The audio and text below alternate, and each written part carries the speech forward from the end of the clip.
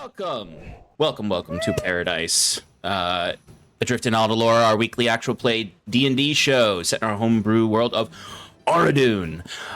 We have a pretty exciting session, I think, tonight. Our heroes are planning to confront the Syndicate and one of their primary villains, so it should be a fun time.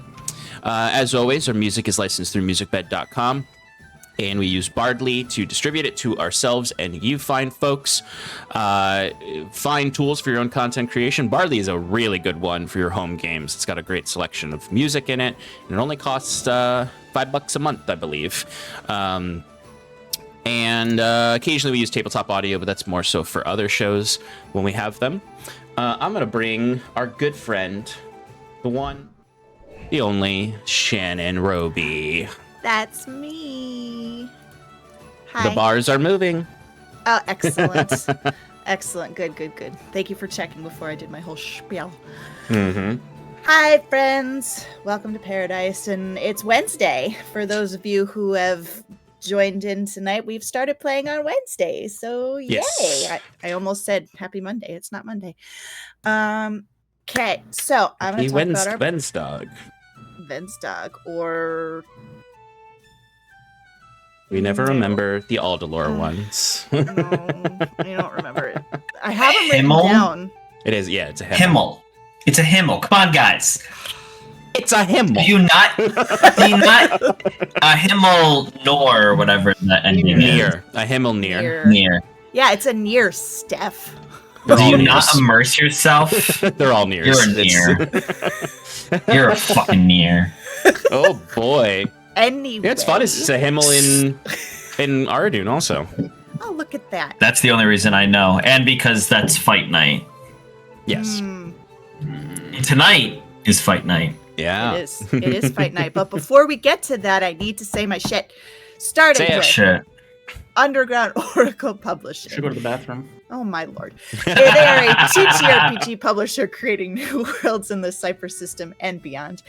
Their current focus is Foxfire, science fiction TTRPG with a strong emphasis on high adventure and fun, full-throttle action where you play as anthropomorphic animals who left Earth behind long ago to take their place among the stars. For as little as $3, you can become a member through their website and gain early access to this developing TTRPG in each of the worlds that they create. Next, we have Eddie Yorke, our character artist. He's amazing. He does art for games and books. He's an illustrator based in the UK. To visit his portfolio and to get in contact with him, visit eyorke.com. Last but not least, we've got 1985 Games. They create affordable, accessible, high-quality accessories for D&D and other TTRPGs. Throughout this campaign, Sean has used their NPC cards to create really awesome NPCs for us to interact with. So if you would like to purchase any of those or any of their other amazing products, use the code products paradiceprod for 10% off your entire order.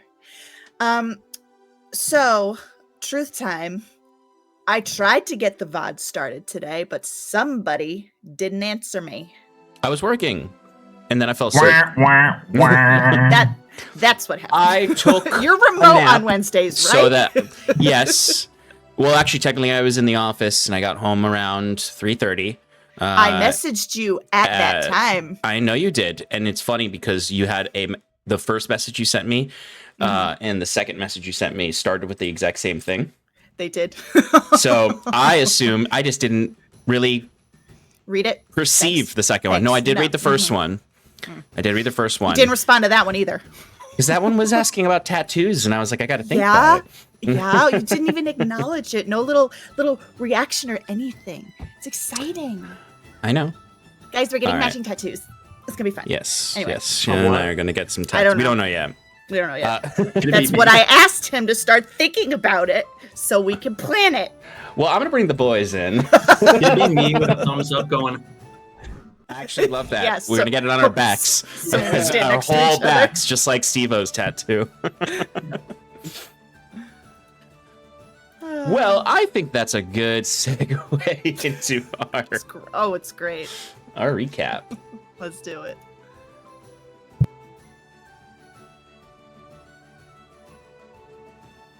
Do do do do do do do do do do.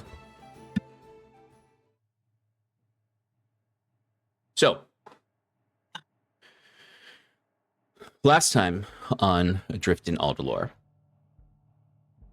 our heroes had captured Cadmus Mavolo, a academic from the university that they presumed was trying to escape.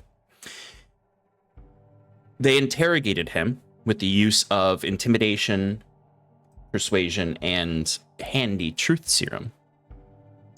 In this, they learned quite a bit about his operations with Mr. Greaves, but the biggest reveal was when he let slip that Dalen, the Shadowmancer that the party had dealt with many sessions ago, served him. This prompted Jacquette to ask, what are all of the identities you take up? Because the party had learned that this figure was a changeling with the ability to shapeshift their form non-magically. In this reveal, they learned that this figure that they've captured is none other than Renan Greaves himself, the leader of the Syndicate and their primary antagonist within the city of Hyvin. The Syndicate that has been one step ahead of them every step of the way until now. The changeling seemed to take on a bit more of a manic persona upon revealing this through the truth serum. And furthermore, they learned that someone would not let him die if they tried to kill him. Still under the effects of the truth serum, he quickly revealed to them that he serves a demon, or a fiendish entity known as Encronache? Yeah, I know, but I for some reason, like, you ever get a word wrong by like one letter and it's stuck in your head? Yeah. But yes, I almost said like I swapped some of the letters. I got you. He serves Encronache, a lord of the hells. From what the lore that the party could tap into, the second most powerful entity in all of the hells, other than the leader of the actual hells.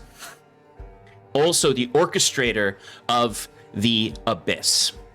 The Abyss is slightly different in my world from the Abyss in traditional Forgotten Realms, in that it is not a place that the demons call home. It is a prison for demons that the devils put them in. And it takes the form of a black hole, a black star, that the hells orbit around as individual planets for each layer of the hells. He is the ender of the eternal conflict between devils and demons. An extraordinarily powerful person. Or entity. Specifically known as the Didact of the Void. This sent a chill down some of the spines of our heroes.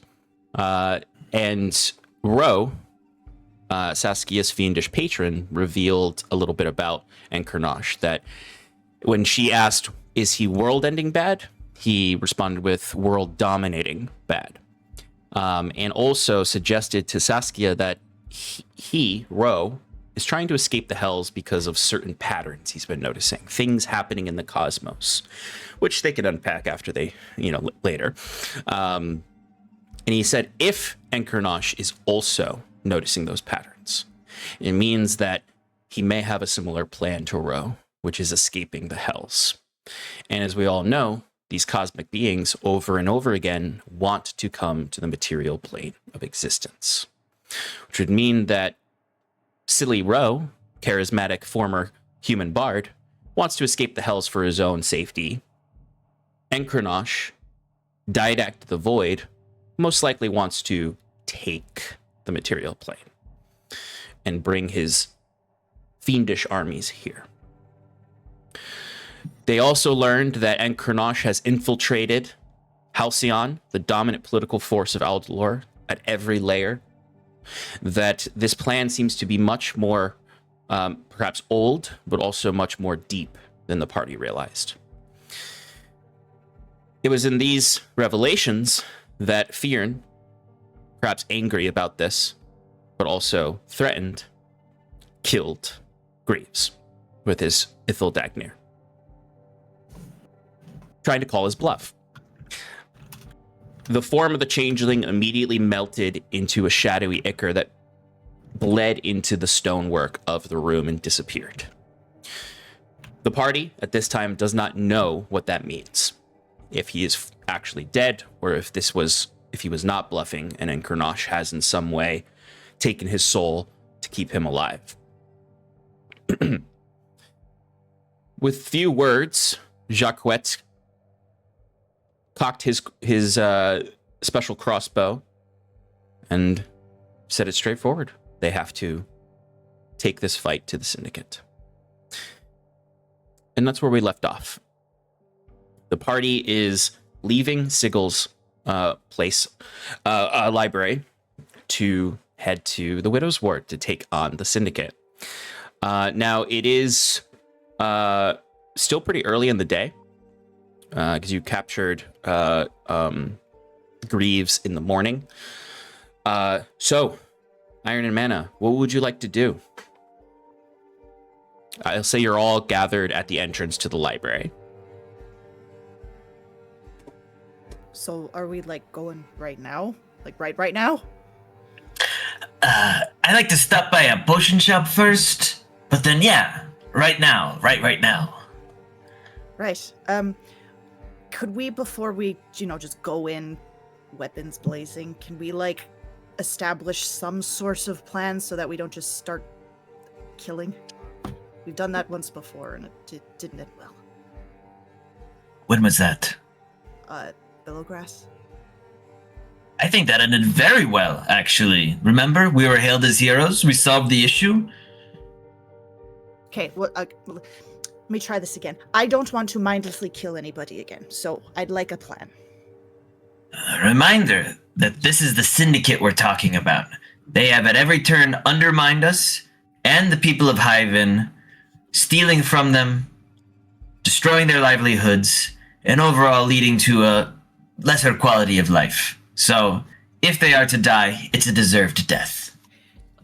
Honestly, And with recent revelations, they're serving someone that is serving this powerful devil or demon, something from the Yeah, hells who- that wishes to wreak domination upon these lands. What I if think they it's a don't little know justified. that, though? Some people Complicity just is blindly follow. culpability. Eh, Fyrn, I'd rather subdue if we can. Fyrn looks at her when she says that and says, "There are some good people that will do terrible things when they think they're on the side that's going to win." I remember there were some friends back at the at fight night that I would rather not kill. I don't think they truly want to work with Greaves, but I don't know. At this point, we have to do what's right for Hyvin. I will reach out to the Wild Flame to let them know that we are going to save Reardon. Maybe they can help us reduce the effects on the nearby town. I wouldn't want them coming in with us. I don't think they're ready for that sort of fight. But if they are in the back end, they might be able to help us escape or help Reardon escape while we fight.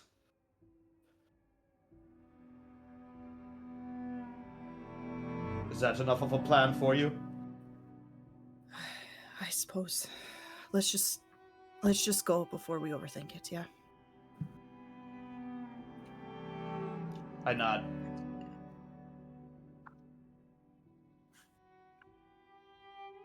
All right. So, the party departs the academy. You head towards the gates of the Admiralty Court, and as you enter into the big circle square in the middle of the Admiralty Court, you would see it first. What was once a sunny late winter day has now shifted to a much darker day. It is still the long dark, so the eclipsed sun is still in the sky. But while in these later months of the winter, a large chunk of the eclipse has left the sun, so it does feel a little bit more normal. there seems to be very little light coming from the sun. And there's clouds forming in the skies of a dark, dark shadow. They are not storm clouds necessarily, though that might be what you'd assume they are at first. The shadows of these clouds are deeper, and they do seem to be concentrating above the Widow's Ward. Yet things are getting started even before we can get there. We need to hurry. Yeah. You rush through the gatehouse and head down towards Main Street to get to the potion shop before you head into the Widow's Ward.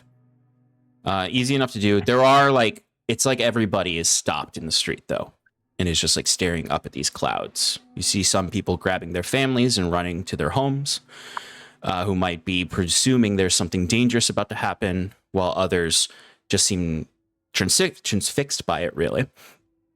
The people of this city, and Septimus would also sort of maybe feel this, are fearful of storms. Even if they don't understand them, the city was destroyed or nearly completely destroyed that year and a half ago when the Great Storm came. So some people are more sensitive to that. So there's a lot of clearing of the streets, and then people who are like talking to one another while just staring up at the sky. Very simple things like, what do you think it is? Should we try to leave the city? Like, there's bustling happening. And there are some people who seem to immediately be like, we got to get inland. Like in their minds, it's like something's gonna affect us. So you see people rapidly getting their carts and their wagons set up. They're grabbing horses, whatever beast of burden they can. The people are not just looking at the sky and being like, oh, it's gonna be a rainy day. There's a palpable tension in the air. While this could happen probably, I guess, while Jaquette's in the potion shop, Septimus is outside kind of just looking up the sky with that bit of fear in his eyes as he's reflecting back on the Great Storm because he witnessed it and the complete destruction of his old home. But seeing everybody panic and with the mission at hand, he'll call out to the people that he sees that are planning to leave, or like grabbing their bags and stuff, which is for those of you fleeing, if you have nowhere to go, you may take shelter upon my estate. 2 days travel inland. Farm of Evergreen. 2 days travel down the road, you'll see a sign, and he'll just keep on just like telling it to any passersby that they're welcome to take refuge there.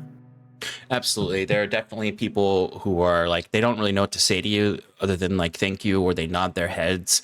You can hear them like saying it over and over again, 2 days travel, Farm of Evergreen. But there does seem to be some significant panic happening in the city. How far, is the potion shop from the docks? Like, could I run to the ship really quick and back, or is it too far? Yes, because it's basically just like a block away from the docks, or 2 blocks away from the docks. Okay. I would like to run to the Ana Flores and gather my crew just for like a real quick staff meeting. Yeah, totally. Crew meeting. And once everybody's there, I'll say, well, as you can see... Sorry, Jesus, I was in the John. So come on. I can't stay. I need to tell you really quickly. Shit's fucked, as you can see. Whatever you can do to anchor the ship so that it's safe. I don't know what's going to happen in the ocean. Do it. And then find somewhere to go somewhere inland. Maybe go to our fortress, and I'll give him the address of the fortress. Go there, stay there. Some shit's about to go down. I'm going with the party to the Widow's Ward. Shit's fucked. We can't leave the ship. What if somebody steals it? Ty, honestly, do you have some sort of magic lock or something you can put on the gangplank? I don't know. Clara, do you? I don't know. Just get off the ship. It's not going to be safe down here. If it's not going to be safe, I suppose I'll do what the captain orders, but it might be safer out in the open ocean. We could leave and come back. You see these waters coming in right now? Are you out of your mind? Yeah, it's not safe, and I don't want you on the water without me, okay? Just lock it down, get somewhere safe, okay? Yes? Yep. He immediately starts telling people, like, batten down the hatches, what do you call it? He puts up, like, so he starts planking up boards on, weaker parts of the ship, or, windows and stuff like that. He has them, like, nail down the lids that would normally be there. And, he starts packing away things that might, come loose in a storm. Great. When you Thank said you. fortress, you meant Fyrn's stronghold? Okay. Yeah. Mm-hmm. Our. I keep thinking it's ours. Fyrn's fortress. Yep. Are you sure there's nothing else we can help you out with, boss? This is gonna be a real fucking fight, and if you were spooked by the fight we had with the sea hag, this is going to be 10 times worse. I can't have you risking your lives for this. You need to be safe. Yeah. Promise me, yes, you'll be safe. You'll go there and stay there till the skies are clear.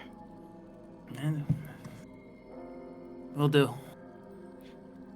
Okay. And I'm running back down the gangplank, just saying, thank you. Go as soon as you're done. I'll see you later. Hopefully. And I'll run back to the shop to meet up with everybody. So Saskia, when you're running back, like you would pass the alleyway that leads to the Widow's Ward before the rest of the party sees it. Okay. Those clouds are now kind of like descended into a pillar of darkness that inundates the entirety of the Widow's Ward now. Okay. You don't know what Not it looks just like a beyond specific it. Space. No, The whole it's Widow's not. Ward. It's not Okay. just like their The address hideout. we're going to. Yeah. Okay. Yeah. And you can see like some people gathered at the edges of it. The people who are maybe a little more reckless, a little more brave to look at it. Some people who maybe escaped out of there before that shadow kind of took over the whole space. Can I, somebody who looks like they escaped, can I just like go up to them and just be like, what's happening there? What do you see? And you see like the person is like hunched over, hands on their knees, like they were running. Yeah. Oh, no, I grab their side, not because they're stabbed, but because they have a cramp. A stitch, yeah. Yeah, and someone else has like a hand on their shoulders, like, as a regular day, the sun was shining, and suddenly these clouds appeared, and we all thought it was just a storm, and then they kept coming down. And then suddenly it was just darkness. And muted, and I've never felt so afraid in my life. I ran as fast as I could before the cloud completely took me. Oh, my friend who was with me didn't make it. He's still in there. No one's come out since the clouds touched the ground. Okay. Fuck. All right. Keep going. Keep running. Get away from it. Thank you. And I will take this information back to my friends. Mm-hmm. Jacques, when you're inside the shop, it's definitely one of those moments where it's like the shopkeeper is like anxious and like tapping a foot because they're like, I should leave. But it's like when someone's stuck working in like a blizzard and they're just like, when are they gonna let me leave? I might just abandon post. What kind of potions would you like to buy before going to the Widow's Ward? Potions of healing, of course, the highest rarity that they've got. You're strong. Their strongest potions. They've got every potion. So if you're looking to buy every potion, Supreme, well, I know I meant every healing potion. Okay. So if you want to be buying superiors or supremes, you can. How much is superior? Superiors are rare. Okay. So I'm they're gonna gonna buy be cheaper than the. It's a pretty large jump to the Supremes with Right. gold cost. So I'm gonna buy the superior. I'm gonna get 6 of them. Okay. Ba-ba-ba.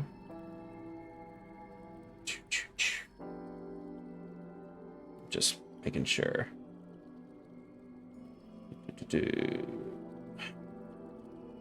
So that would be rare, but they're consumable, so they'd be half the magic item cost. Trying to remember what the rare cost is again.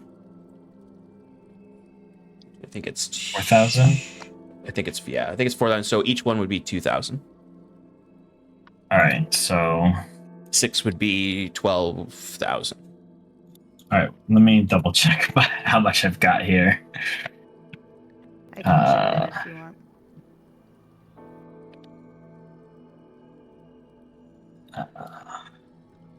I'm gonna be using Greaves's fund. Yeah, to fund this. So that's 10,000. So that would be 12,000 for. All right. And shit, sorry. No, you're Should've good. done all this. So superior is 8d4 plus 8. All right, yeah. So well, we're gonna do 5 of those. So that's 10,000. So that's all of Greaves's platinum. Okay. And then Any other potions?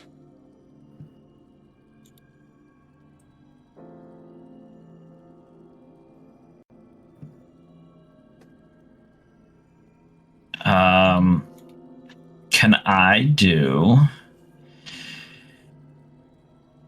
4 potions of heroism?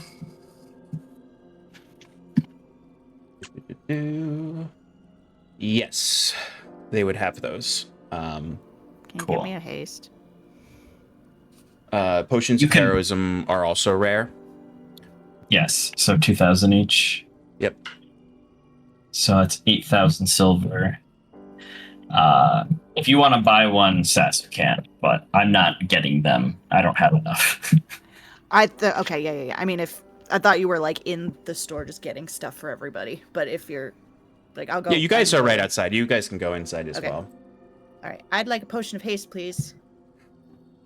Potion. It would be a potion of speed, is what it's called, and those are. Okay, speed. Yes. I always forget that. Yeah, it's fine. You want to say potion of haste because that's what it's doing.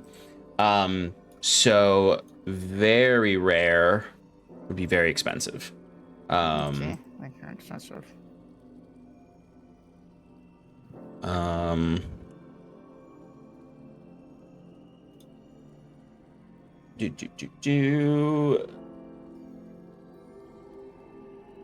So very rare. So the very rare potion cost cost is usually in that 5 to 50,000 range.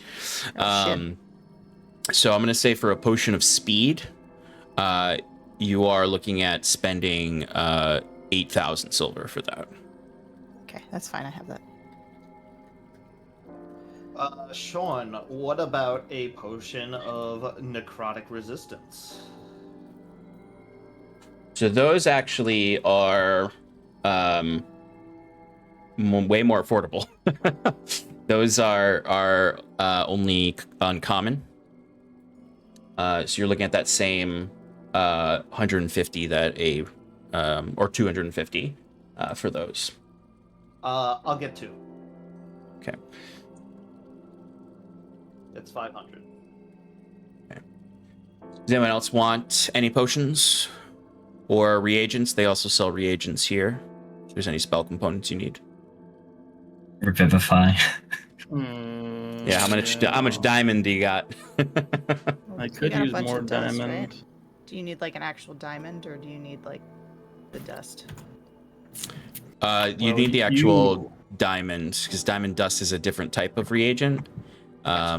They just need to be whole diamonds, not ground diamonds.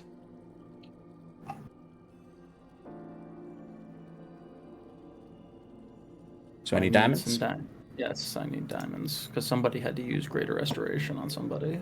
And you know what? I paid you back 4 times that, so you're welcome. Remember that. Just so everyone knows, there are 3 more potions of heroism in the party inventory, 1 for each of you. When you drink it for an hour, you get the effects of Bless, no concentration, and you'll get, is it 10 temp hit points? Yeah, 10 temp hit points to start the day off.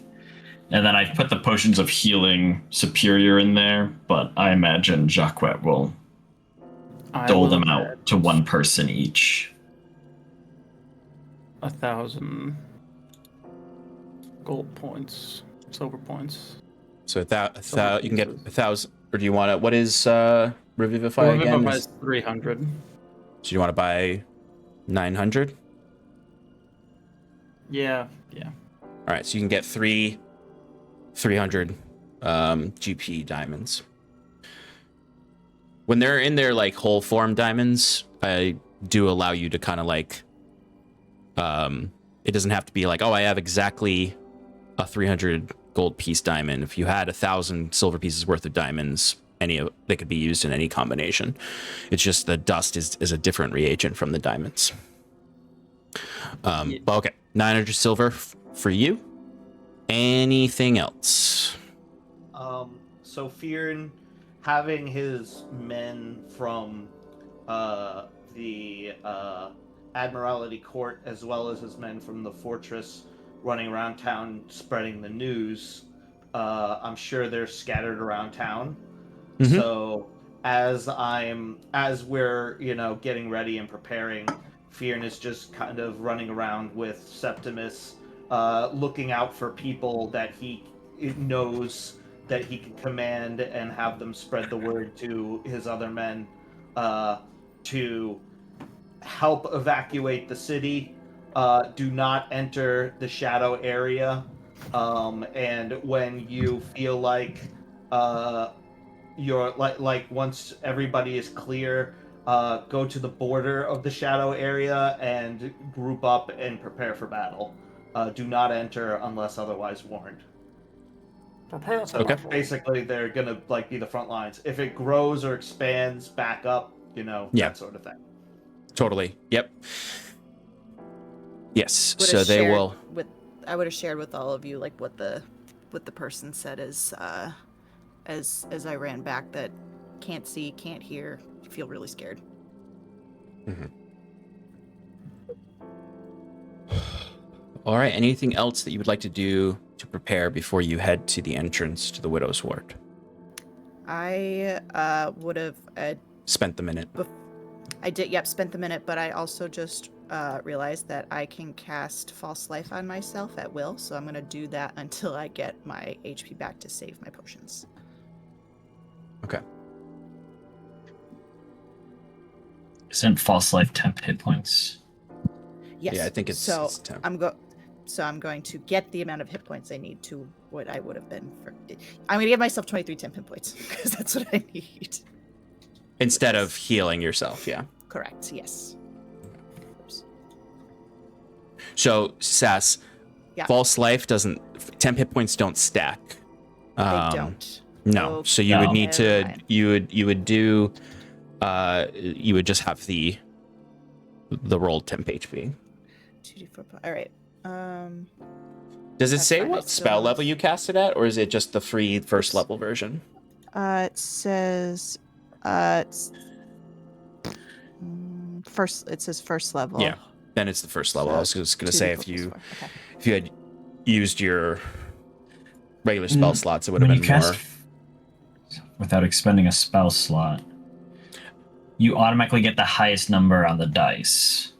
Okay, that's good. So you'll get 12 temp HP instead of having to roll the 2d4. Great. Thank you. So almost to what you needed. Almost. That's fine. I'll take it. It's all right. Invocations can be confusing. All right. Anything else? Last call. is there enough time for me to just run back to the fort and just check on things? Yeah, I would say while Sass was checking on the boat, you could check back at the fort. Okay, great. And when you run back to the fort, like, you also get a good vision or a good visual of the Widow's Ward, because your the fort is above the Widow's Ward, and you can see like these clouds, the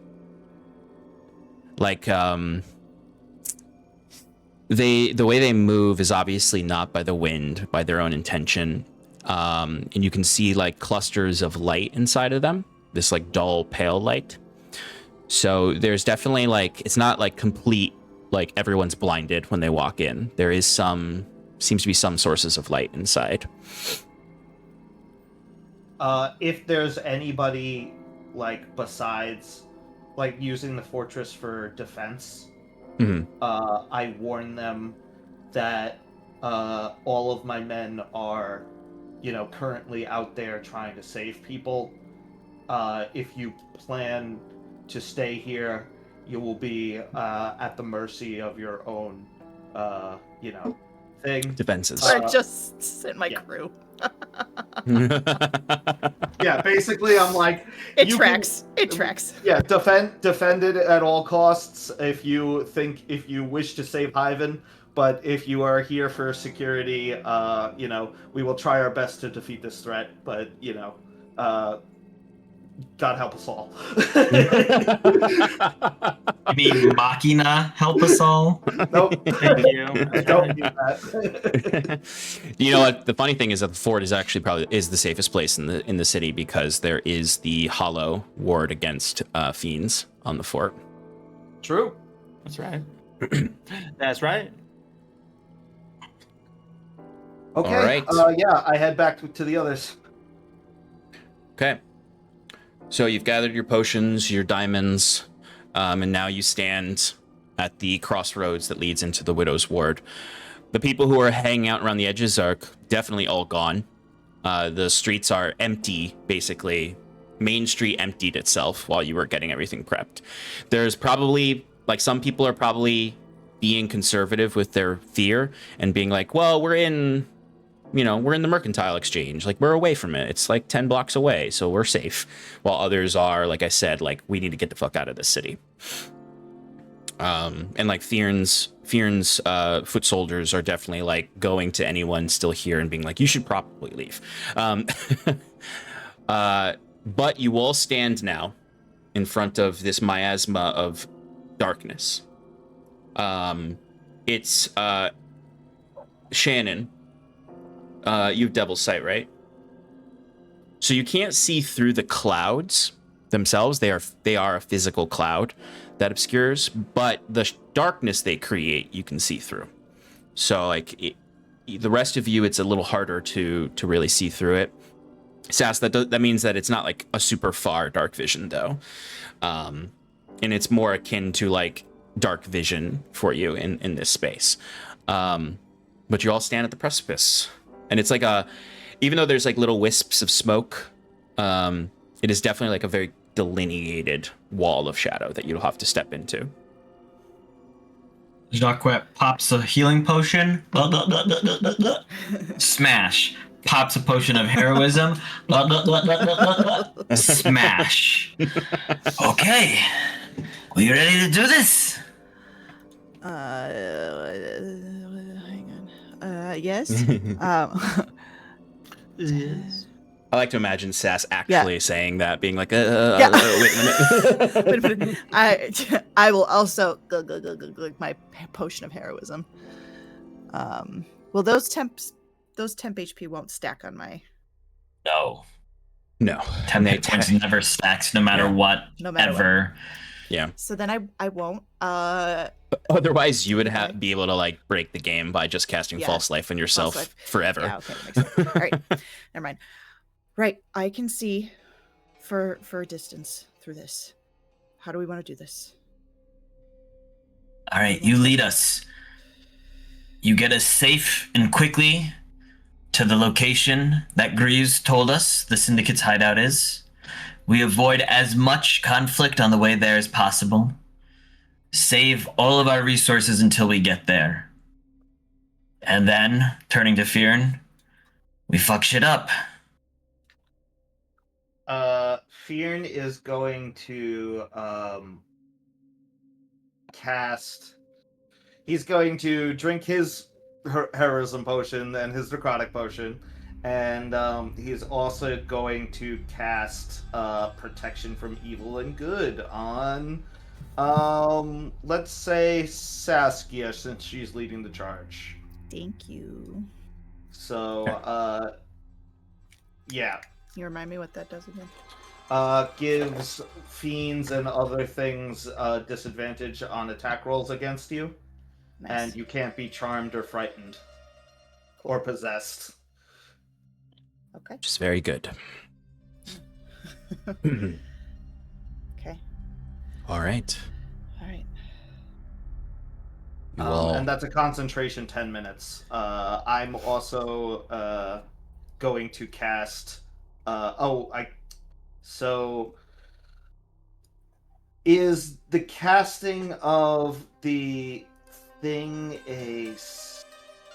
my armor, is that a concentration? I can't remember. Which thing? The Gleamrot armor. No.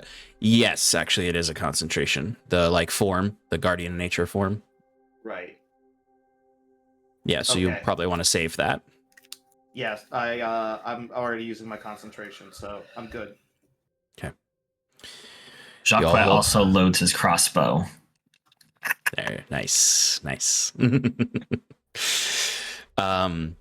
So, you all hold hands and walk into the dark? Mm-hmm. Don't touch me. You'll get lost, you have to. Step in. And there's an immediate coldness. It's not unlike, not dissimilar to when you went to the north. But this coldness is not a physical, I am chilly. It is a sapping of warmth that it feels from your body, but it's more like draining your alma in a way. You feel a hollowness in your chest the second you step in. It's not actually literally mechanically draining your souls out, but it is the kind of thing that if you spent long enough here, your souls would degenerate to the point that they might even be consumed by this darkness. You step in, and there's almost like a thrumming sound as you pass the exterior wall of the shadow. Once inside, there are anywhere where there's not some kind of source of light is considered magical darkness. So for those of you without Devil Sight, you go only getting a partial picture. It seems like there's a low hanging shadow on the ground where up to everyone's knees is magical darkness. And then occasionally that same magical darkness creeps up the sides of buildings into these tall pillars of darkness that go up. There's almost this stalactite, stalagmite situation going with the clouds above and the shadows on the ground. There are, lanterns that might have been left on that still have very, very, very dim little lights in them. As if you had a roaring torch that was reduced to a cinder in this shadow place. You hear in every building the soft crying of the people inside, and indecipherable moans and whispers. They're all talking to themselves. So if you get close to a door, there are people inside. Anyone who is inside a building is trapped here, and they're experiencing this overwhelming void more than you are as heroes. You have a natural constitution against it. But for a commoner, they are completely engulfed in it. So there's always this low crying sound all around you. The inside has like pockets of light that are seem to be these lights that are coming from within the shadow. Actually, you actually, when you first step in, can see one of those pillars of shadow that creeps up.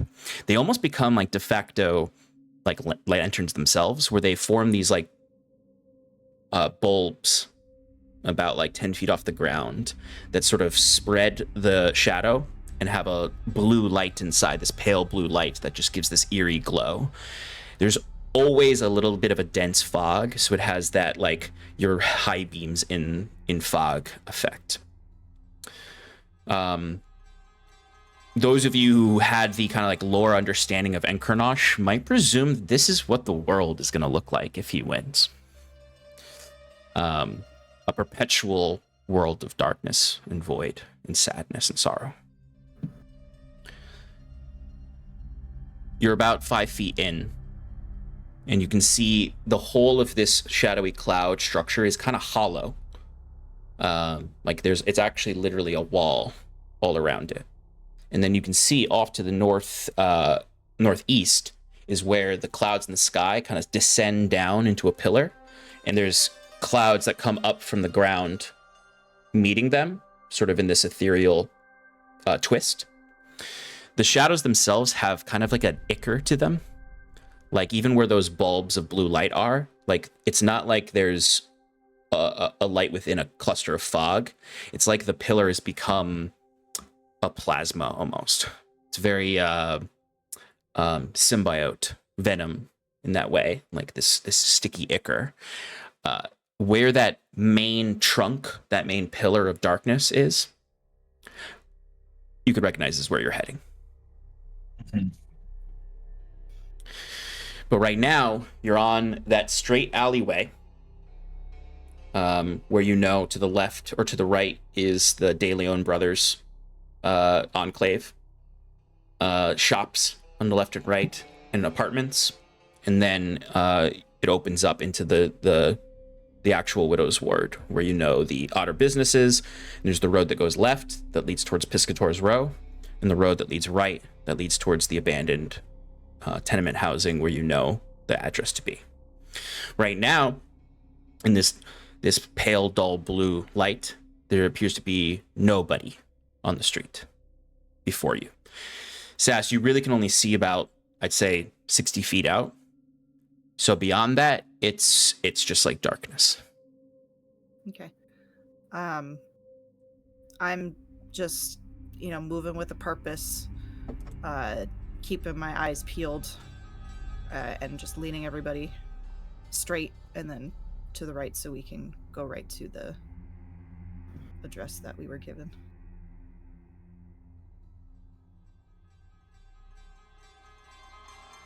Do you want to do a perception check? Sure. Yes. Yes, I do. Not great. 13. Sean, if Yes. I light up a lantern, will that'll give us, that'll cut through? Yes. So Jacques is going to light up his bullseye lantern, which is 60-foot cone of bright light, and then an additional 60 feet of dim light past that. Okay, it's halved by the shadows, but it does work. The only thing that it doesn't penetrate is the low hanging shadow on the ground and the pillars. Okay, so with that, can we make perception checks as well? Yes, that allows the rest of you to make perception checks. Okay, I'll make one.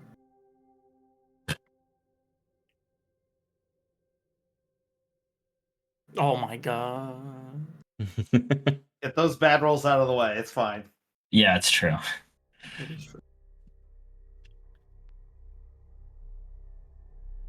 I got a 6.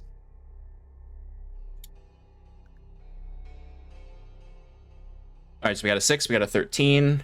What else do we have? 12. 17.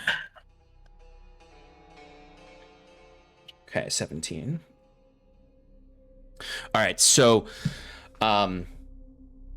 Saskia, with your 13, what you notice, because you have a slightly unique vision, is that in that knee-high darkness, you would notice like you kind of like turn your eyes and look over to the alley that goes to the De Leon brothers, and you can see in that darkness there are 3 creatures. They are tiny. They have they almost look like little lizards, but they're like fat and plump. And it looks as though to be honest, it looks like they're a like red alien has like invaded a lizard and slightly exploded. Like the fatness is from like this alien form that's like sort of split its scales open.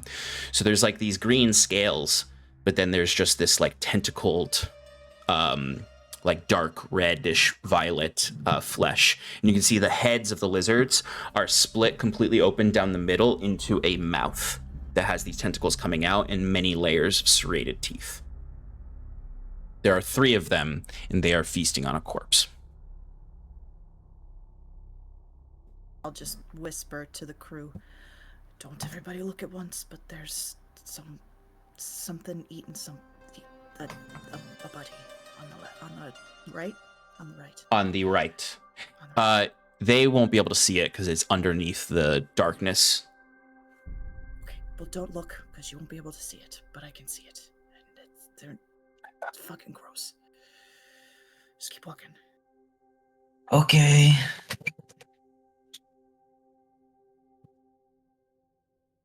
Are you guys stealthing? Yeah, 100%.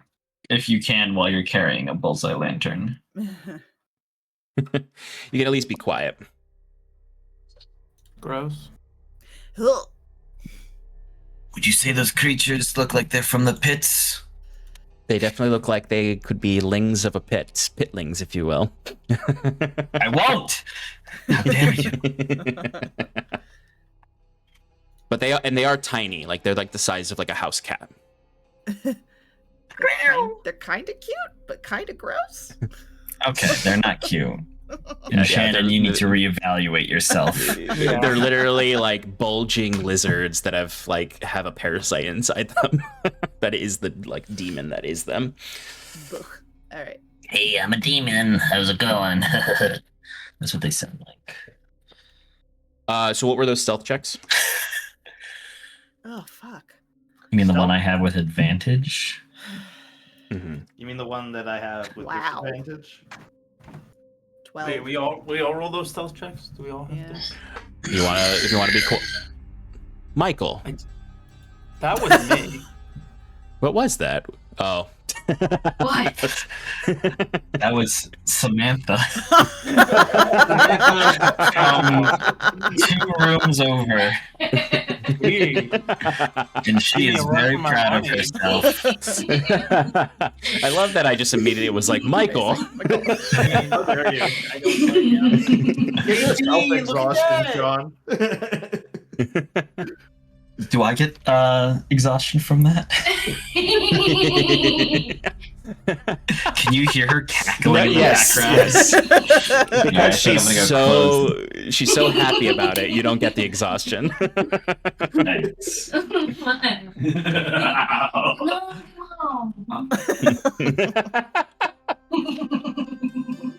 What?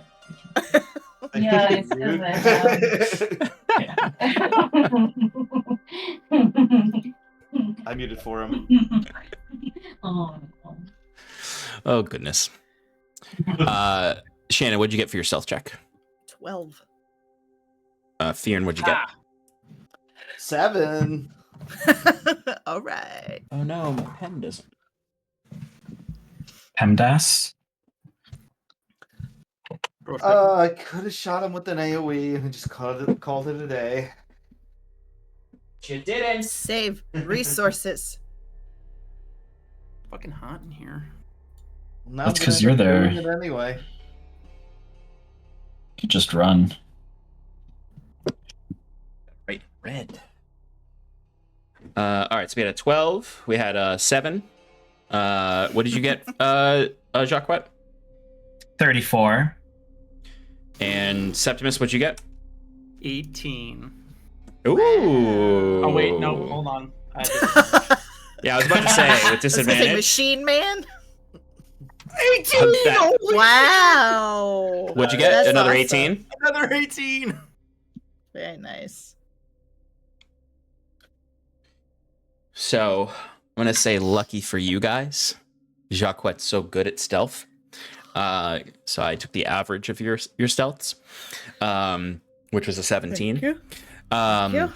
So I imagine as you guys are walking, there's a moment where Jacquet, you catch Fyrn and like slow him down and carefully kind of like escort him through, minimizing his armor's clanging as the creatures do not notice you. What? I forgot to add my bless bonus to that. Does Bless do skills Oh, as well? Bless. I have one of those too. Doesn't it? Nope, you're right. Sorry. That's what's it called? That's Guidance. I don't remember, but it's Yeah. guidance, yes, but there's a version of guidance that is like Bless. Gotcha. Yeah. My bad. It's okay because Stefan's 34 made up for your 7, which was the What? what did I say? You said Stefan's, and Stefan's not in this game. I don't know who Stefan is. You're right. I need to get right. So you're able to make it through the initial alleyway without any conflict, and you get to the opening that leads to the rest of the Widow's Ward. Now, once here, you can carry over your perception checks or make new ones. I'm gonna make a new one. Yeah, same. Can only be better. Oh my god. Or worse. Sorry, for me, it can only be better, seeing as I took my You're low. the rest default of- 10. Ugh, Yay. should have kept it. What'd you get, Sass? 8. But really, yours is the one that matters most. It is. I rolled What'd you roll? 28. 28. 28. Nice. I got a 23. I got a 26. Well, fuck Wow, me. Sass. I'm not doing what I'm. Get him I'm out of the way scared. before the combat. Yeah. That's not how dice work. Excuse me, Mr. I'm not going to use that dice anymore this weekend at our other game. That one was Granted, definitely it was loaded. because he was getting a lot of nat 20s against us. So once you enter into the district proper is when there's a little more activity. All of you who rolled well, Sass, you're maybe a little too frightened at this moment. And I imagine it's a lot more of like you're not pinpointing things. You're like rapidly looking around, like more so like Trying a to fearful anchor in on perception. something. Yeah. The rest of you would notice, one, there are people outside in this area. No. Some of them seem like what you'd expect. They're hiding. Like you can see some people who have a little bit more constitution and maybe can handle the darkness, but they so much so that they are not trapped in place in a building, but they are still petrified with fear and have no means of getting out of here. Others you see have completely lost their minds. Like you see a man standing against the side of the outer business, and he is just hitting his head into the wall, like not hard enough to hurt himself in the sense of like cracking his skin or bleeding. He's just sort of like muttering and like tapping his head against the stone wall of it. You see another person who's literally just like standing in the middle of the street, like just babbling and like walking around like aimlessly, just holding whatever they were holding when this all happened. And then you would see that there are other creatures here. So Saskia, you don't need a high perception to notice like a little cluster of these pitlings just like scurry from an alley to an alleyway, leaving the remains of a corpse that they already started feasting on. And it's weird though, because you'd expect them to just be rampaging the people who are wandering around, but they're not. They're being selective with their attacks, and it doesn't match any predator instincts you're used to with a regular creature. The thing that stands out to all of you with that roll is that on the rooftops of some of the buildings, there are these large, dark purple, gray, blue slugs that have like wrapped around chimneys, or even you can see some of them have like anchored their legs, their little claws, their little centipede legs onto a sign and are maybe hanging upside down. Where there would be the head of the slug is this amalgam of skulls that kind of like are like pushed up against the skin, so you can see the shape of the eyes and the nose. And then you can see that they have one arm that is 3 arms, and then the other arm kind of hangs down and has a flesh bow on it. You have fought one of these before, a long time ago, when you stopped the ritual. When you stopped the ritual and saved that woman's sister, who was being sacrificed to fiends, where you originally got the book that was talking about planar binding. There are there's probably about like 5 that you can see scattered throughout the buildings. And then you can see a much, much larger fiendish creature that is acting kind of like, you would say, like a bear. It's just kind of like wandering around, like growling and sniffing. It's bipedal, but its arms are so large that it's like walking with them like a gorilla might. It is similar to the red violet flesh of the pitlings. Almost like the longer a pitling feasts, the more it might break free from its lizard carapace into a much larger creature. Down its chest is split open, almost then like a collar of teeth. Underneath is kind of this same void with like the pale blue lights.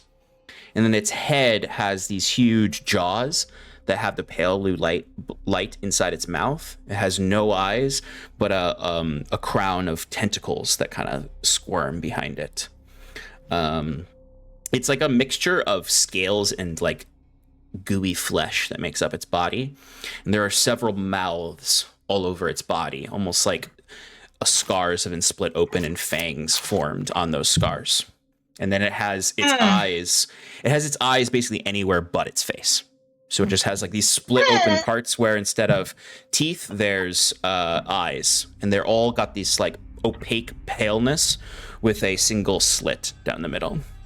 And this thing is just wandering around the main central area in front of the outer business. And you can see like it comes up and it just like sniffs one of the babbling people but doesn't attack them. It seems to be hunting, looking for specific creatures. Licks his fingers, douses the flame, and puts away the lantern and goes, Saskia, please guide us safely. I'm trying. What, we're not gonna fight that thing? What thing? I don't see anything. There are very big, dangerous-looking creatures lurking about. Saskia, the second they point them out, like you can see them. Yeah. Okay. Yeah. Oh, fuck, how did I miss that? Right. I'm questioning that myself. If we get to... And Jacques kind of gestures, if it's still visible, the column. Yeah, he gestures to the column and he goes, if we get there, maybe we can stop whatever is emanating this shroud. And with that, these demonic creatures will vanish. Do you want me to cast invisibility on us? I can get everyone. I wouldn't.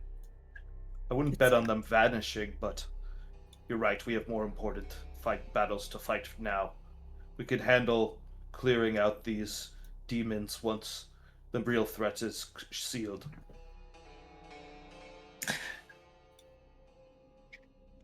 Maybe hold off on invisibility until we're caught.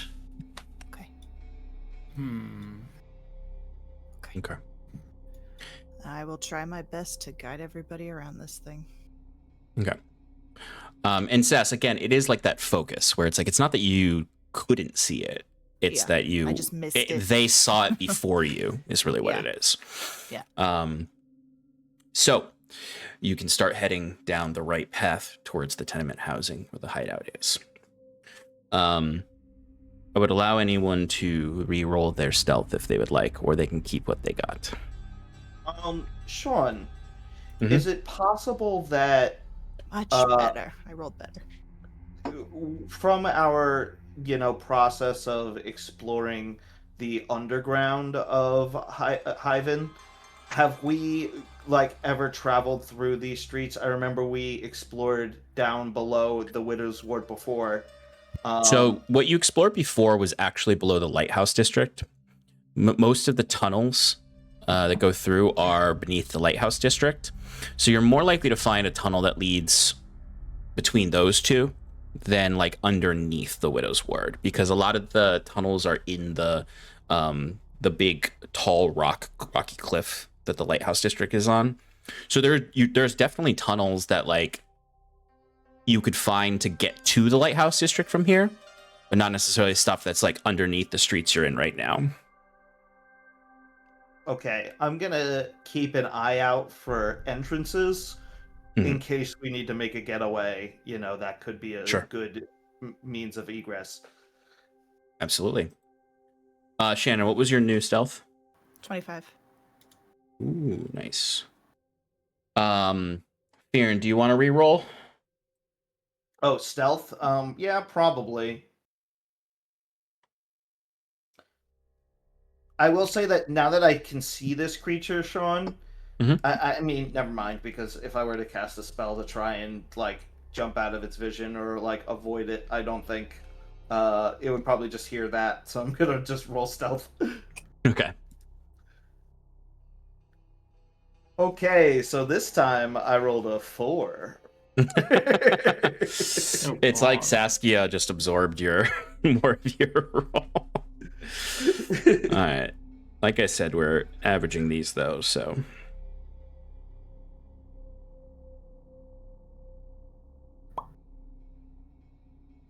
You did improve. With Saskia did help improve it. This creature is actually hunting, so it will be making a real perception check, not a passive. Boo. But it has disadvantage because of the mist.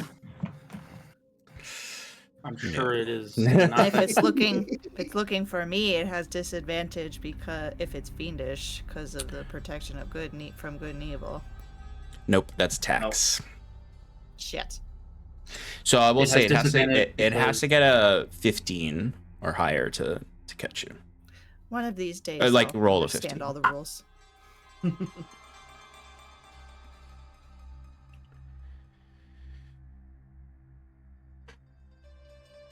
You begin to sneak off to the right side. And you're walking, and because you can't see the ground you're stepping on, even though Sass, you're kind of leading them through those, detritus or anything on the ground, there is a moment when you guys do knock into a barrel or a cart, and several fruits fall out and and you all would immediately hear the as the creature's large form turns and looks in your direction. There's this moment of pause. What do you guys do? All the eyes on it light up that pale blue. And there's it's like you have a spotlight on you. It's not as big. It's multiple small spotlights. But currently you're all basically staring into the eyes of this creature that is, I'll say, about 100 feet away from you. Do you have something to? Are you just waving at it? Oh, okay, I thought you had a question. I want to go. Roll initiative. I want to go. So for those of us that maybe had good stealth checks, Yes, that Steph. maybe I will. would have had the invisible condition, giving us advantage on our initiative. Anyone who has has higher than a 24 is still stealthed, because that's what it got. Cool. So that means we get advantage, right? Yes, correct. Mhm. You're invisible. Nice. For when your turn pops up. All right, roll initiative. 20 to 25. 23.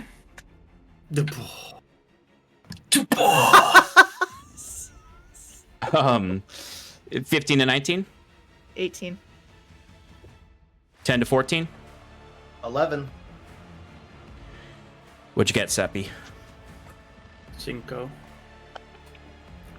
Cinco? Yeah. Wowie. Wow, I did not write your guys' names next to these. So 23 was Jacques, 18 was Sass, 11 was Fyrn, right? I just started writing numbers. That's good enough sometimes. That's fine. Okay. Too many cookies. Uh-oh. Too many cooks. Too many cooks. Too many Keys. All right, Keys. so Jacques, you are up first. Like I said, this thing is 100 feet away from you. It is the only thing that's noticed you yet. The slugs and the pitlings haven't noticed you yet. Cool. Sass, you're on deck. Mm-hmm. So Jacques is going to slip into his pouch of poisons and tinctures, taking out the old reliable blessed wart poison, coating the arrowhead on his cool new crossbow, and then firing it at this thing. He is going to move a little bit away from the party, maybe only like 15 feet towards our objective. Actually, fuck it. Yeah, 15 feet within the party. So I'm gonna attack it. Go for it. I think a 30 is gonna hit, but let me just check. It's a 32. That'll hit. No. All right, cool. So that's gonna be. So this is the first time Jacques. Well, I'll roll damage and then we'll see how effective it actually is. +8. Where's my sneak attack?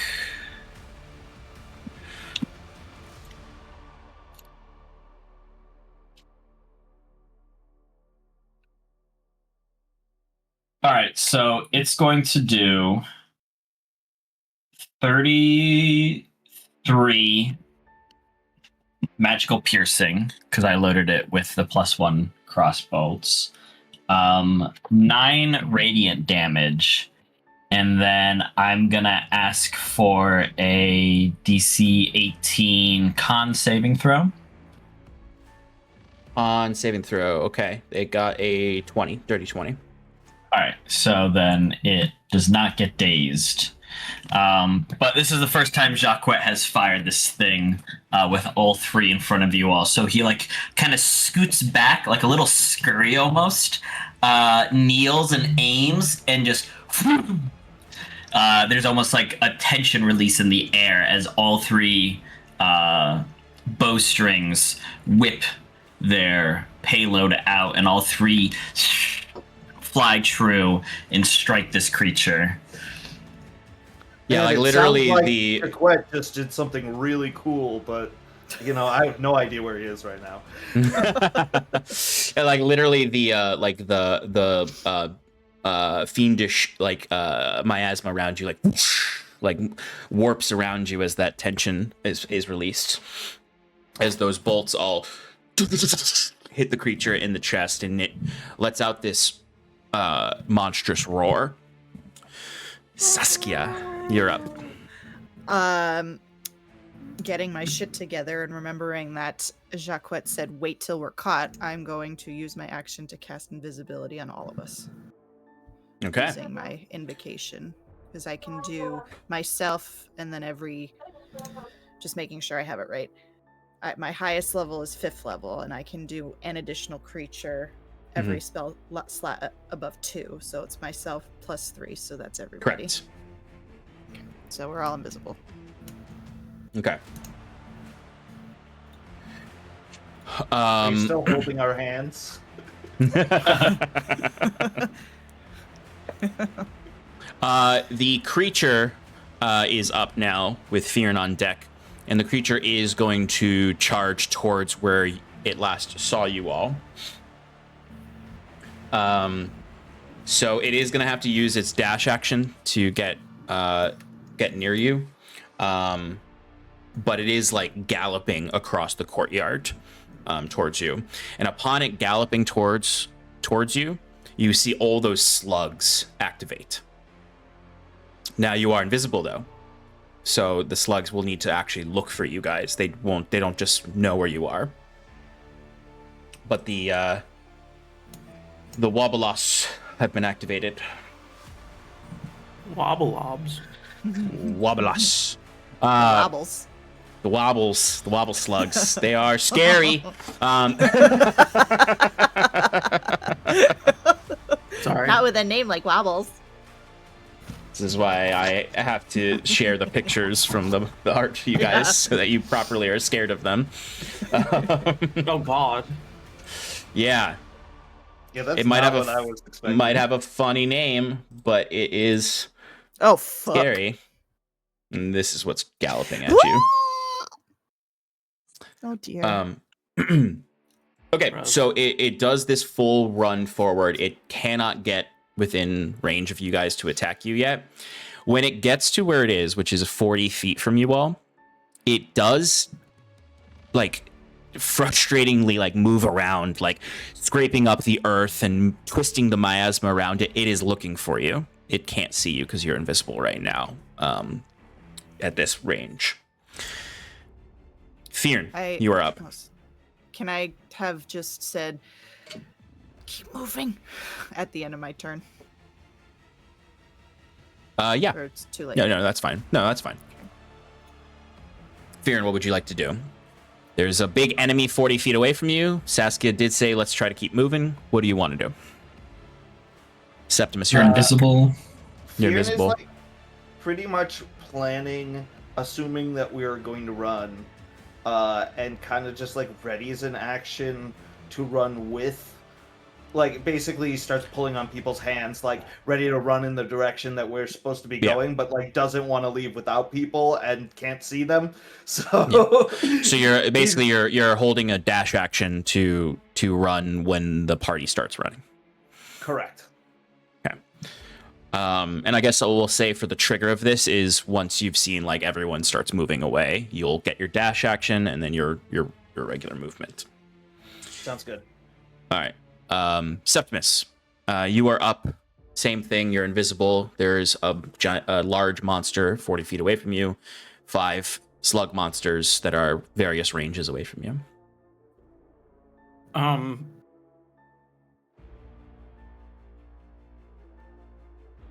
We can't see each other. We're not holding hands either.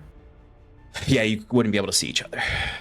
Oh my. Fyrn's not holding his hand. I wanted to hold his hand. Septimus can actually hold all of your hands because he's got his third arm. That's right. We'll say I had to touch everybody in order to cast invisibility, so we're close enough. Do we have a? I reach for where he was and try and hold his hand. Okay. What do you want to do? I'll just wait for Fyrn's lead. Seppi can't really see. Okay.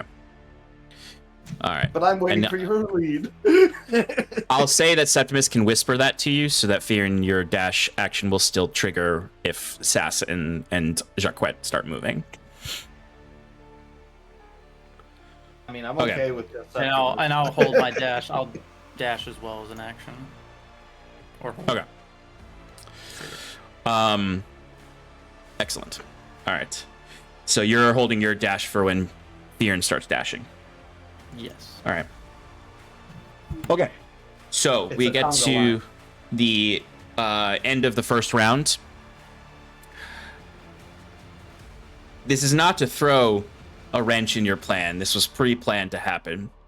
But this creature that is like looking all around, looking for you guys, it like stomps its hands in the ground, and then it gets distracted and looks to the sky as there's a little opening in the clouds.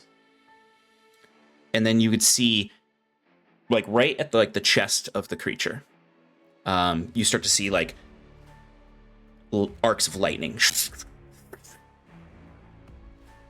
As something starts to like form this little like ball of like magical energy.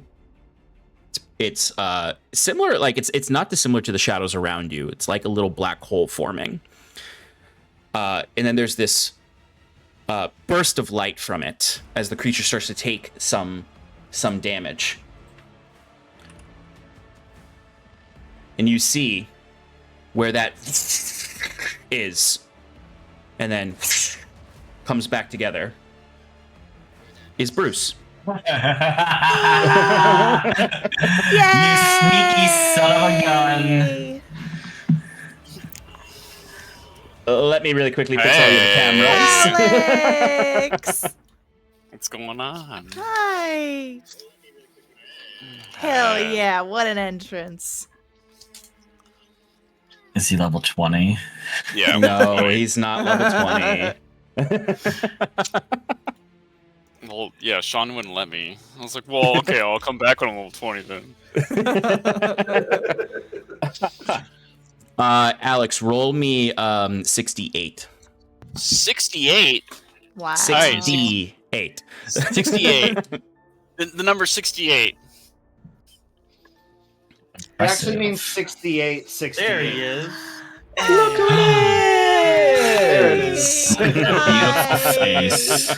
Oh my goodness, it's so good to see you. Good to see you guys too. Alright, let's see. How do I play this game again? See you, Bruce. Is that how I do it? Alright, hold on a second. Yep. Very We're gonna good. do Very that. good, We're gonna do that. We're gonna roll 68. That's 22. Sean. All right, you see as Bruce warps in to this space, it deals 22 force damage to the creature. Ugh. Ugh. Ugh. As Bruce, you form there, you have been spending a significant amount of time in the Astral Sea. There, we'll go over how you came back at a different date. But we'll say for your like understanding of like you're not randomly forming here, you in some way knew Iron and Mana was in trouble and wanted to get back to them. And this now has resulted though that you're in the middle of a shadowy death field with a giant monster above you. And your friend's nowhere to be seen. There's no one here. Where are you guys? You're quiet. Bruce? Bruce! Hey. Hey. We're Bruce, because you rolled a 0 on your initiative, you're up. a 0.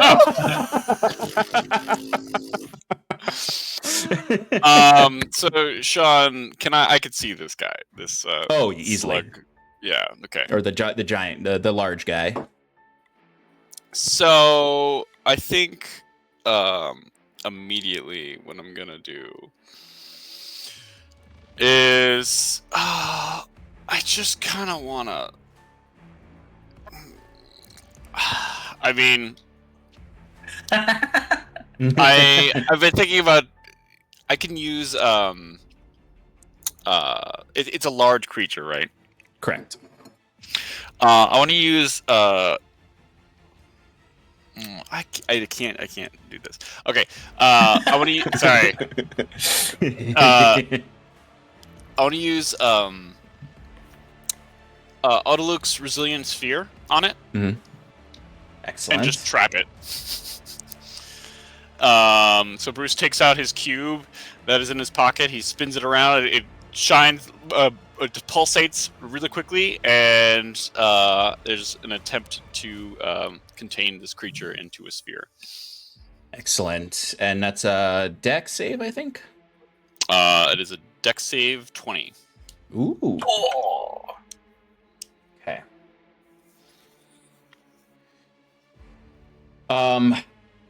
Ooh, the creature got a 21.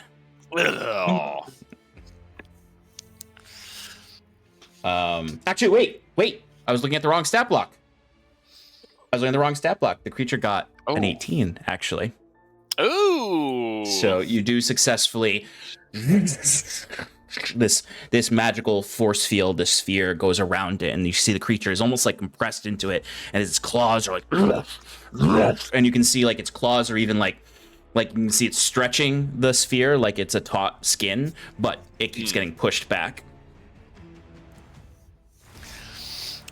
All right. All right. Where are we going? What's happening?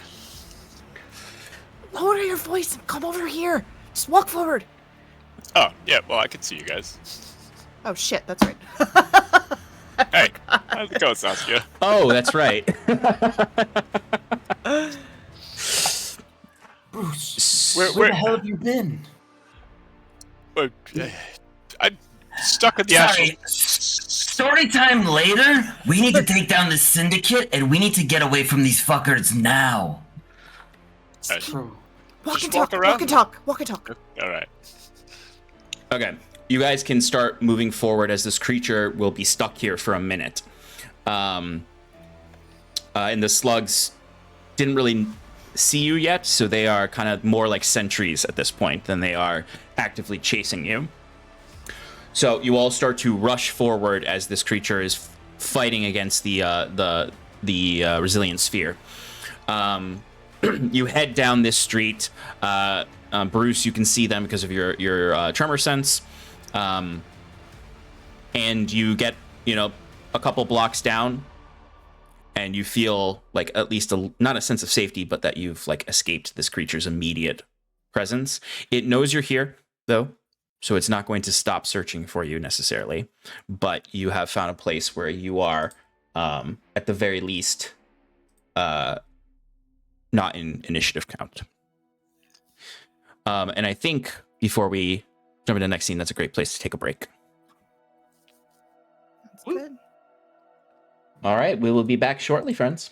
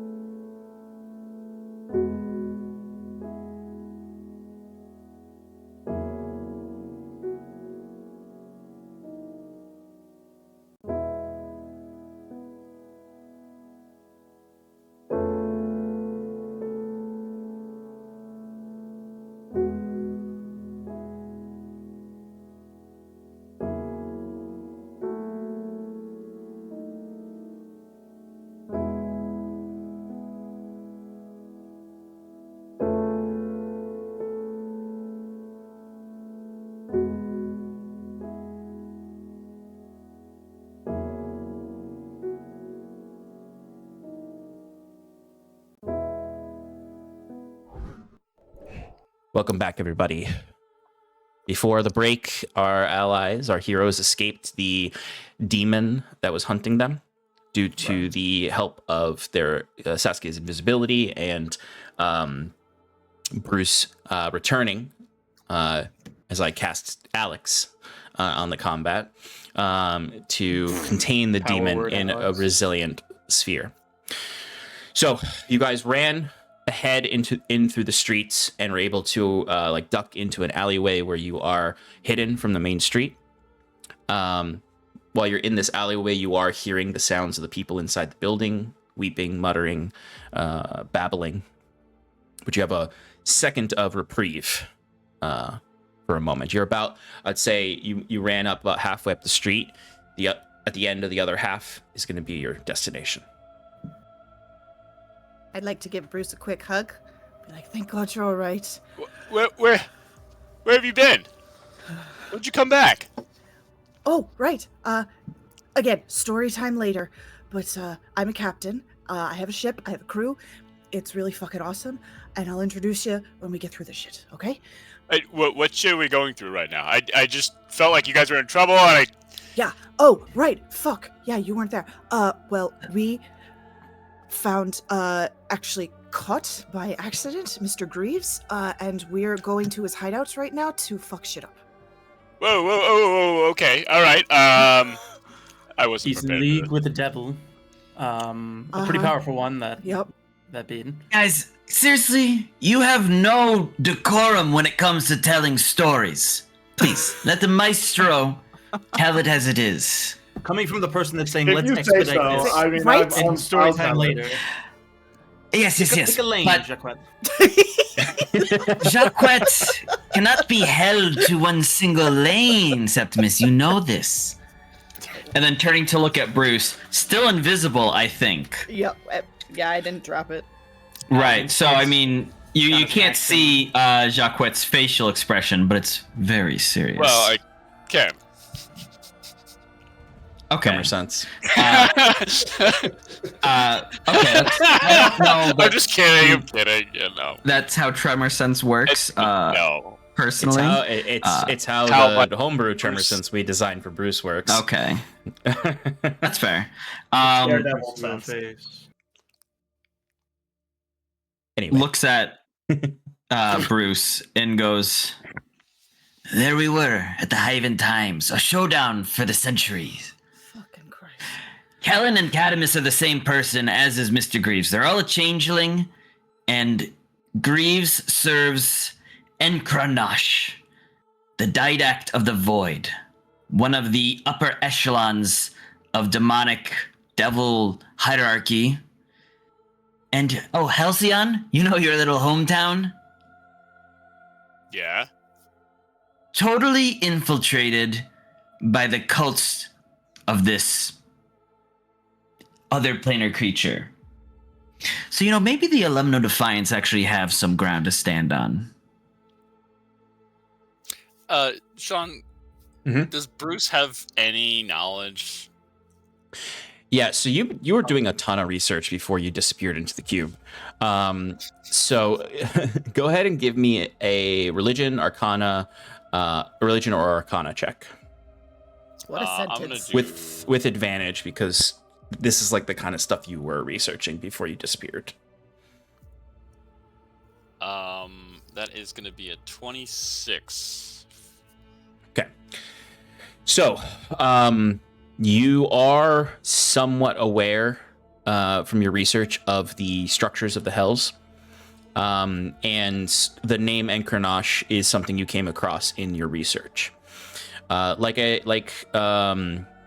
Like I said with Septimus's role the other day, like you know like the general history story of Encranosh that's told in the Tales of the Hells. That he's a clever and manipulative didact of the Hells. He is the essentially like patron of sorrow, sadness, depression, darkness. The souls that he captures in the Hells are tormented eternally with their worst memories. And that he has power over fiendish shadow. which is what the abyss is made out of. Like he is the sentinel of the abyss. He keeps watch over the demons to keep them imprisoned there, but also that means he has power over a lot of these demons. And you surmise some of these creatures that you saw when you bamfed here are probably those demons. Okay. Very scary outer plane entity. Oh, boy. And do I have any suspicion how he might have got his roots in Halcyon? Yeah, so with that 26, I'll say, and we'll me and you will sort out everything that you experienced in the Astral Sea, because like the last time you were in the Astral Sea, you were there for a very long time, despite it only being a couple days here in the material plane. So like, we're gonna, in essence, Bruce, we'll be able to like ramp up the speed of Bruce's knowledge of the cosmos because of how long you spent there, and like it was definitely like you were there so long you learned how to survive there, basically. It was very scary when you were first there, and like the last time, but by the end you figured out how to maneuver around, keep yourself hidden away from the prying eyes of Lacuna, but also access knowledge from this base plane of existence. And also you learned a little bit about Lacuna. I'm picturing Will from the first season of Stranger Things. Yeah, Right? yeah, it is like that, yeah. Yeah. You, from the knowledge you're hearing from them, think that Enkrnosh is fleeing Lacuna. Ooh. Like the way they saying like he's trying to get here, he's trying to you started to learn that there are cosmic entities that are afraid of Lacuna. Now, how he got his claws and roots here is a little harder to discern, because this involves material plane intrigue. You surmise, though, based on what they're saying, that this has been decades in the work from Enkrnosh. Not something where he, like, a month ago infiltrated Halcyon. Even his work here, like, to have a essentially, like, demi-plane that he's wrapped around the Widow's Ward, which is what it looks like, is means that he's dug deep roots into Hyvin, wherever and there's has to be a source of it, though. He can't just do this. He can't just plant this shadow here of his free will. There needs to be a source, a connecting point between his realm and here. Some kind of tuning fork situation, perhaps, is what comes to mind first for how he's here. Got it. Okay. And also, there's no world where, like, Enkrnosh himself could come here through what's happening. Like, they would need a much more powerful, much larger space, much more in-depth planar connection for him to be, like, arriving right now. But this is certainly an exertion of his power into the material plane. Got it. Oh. All right. Okay, well. Yeah.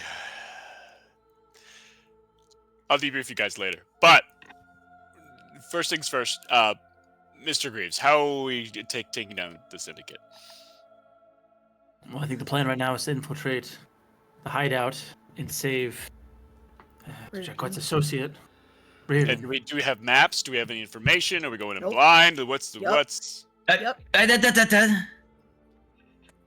We know that right now, well, we don't know that he's still dead, but Greaves was killed. Ish. He said that Enkrnosh wouldn't let him die, and that when Fyrn smashed his head in, he turned into black ichor and sank to the floor. He did give us the precise location of the Syndicate's hideout, and told us that Reardon was held within their dungeons there. So not totally But no without maps. any No. information. Maps are overrated anyways. People can change the layout. And they can Yeah. falsify maps. Sure, So- but the general idea is We're going and smashing. okay. All right. Do you guys have any more tools? Like, what's at our disposal right now? Like, what? Did you get any more magic items, potions? Has it been gone? Fyrn will hand him a potion of resist necrotic and a regular healing potion. Oh, thank you, Fyrn. Jacques will toss him. Well, actually, Septimus, did you take one of the potions of heroism? He can have mine. Oh, no. I'll give you. You can have mine. Okay. I'll just put So them in the party inventory for you so you can see what they are. So there is one more potion of heroism for anyone that wants it. Besides the one that Sass just gave to Bruce. I already drank mine, so I don't know. Yep. Okay. Yeah, that was more of a, hey, Septimus, do you want a potion of heroism? I'll pop the cork and Glug, glug, All glug, right. glug, glug. So it gives you the effects of Bless for an hour and 10 temporary HP. sweet deal. Thank you. No concentration needed. I mean, we're kind of going in as we are, which I All right. think is pretty good. And currently, 4 out of 5 of us are invisible. So You're the odd man out. by accident.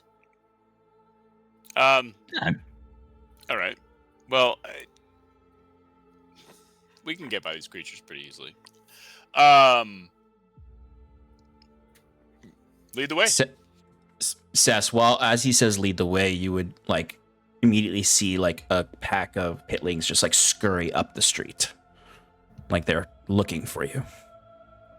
Yeah, we need to get moving, guys. And you also would, with your passive perceptions, would notice like you would just hear like this crunching, slewing sound as you look up and see above you, moving across like a little like bridge between the buildings that you're in the alleyway of, is one of those slug creatures just moving to a new position. What? So they're Where certainly is- looking for you. Yeah, come on, let's go. And as we start walking, I will think to Rose, like, the fuck do you make of all of this? Ro does not respond. Right, great. Now this is a great fucking time for you not to be here. Great, wonderful. All right, and I think all of that, and just keep going. Sean. Yes.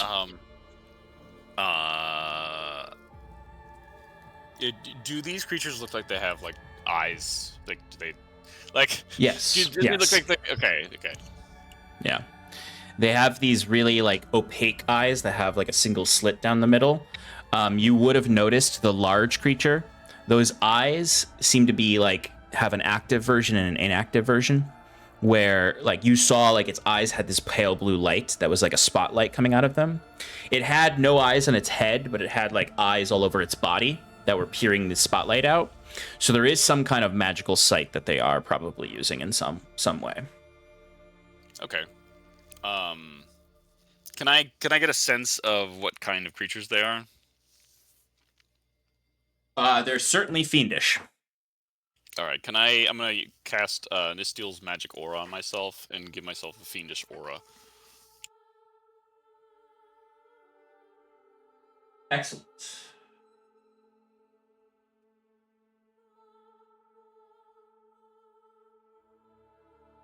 What could he be doing? I don't know. It's uncertain.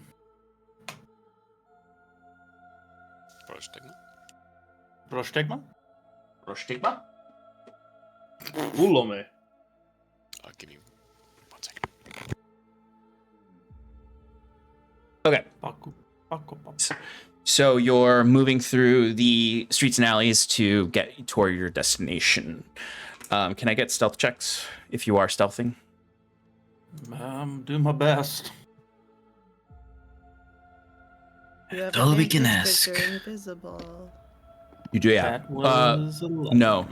No, we discovered that right? that was something we discovered that. diluted Yes, together. Correct.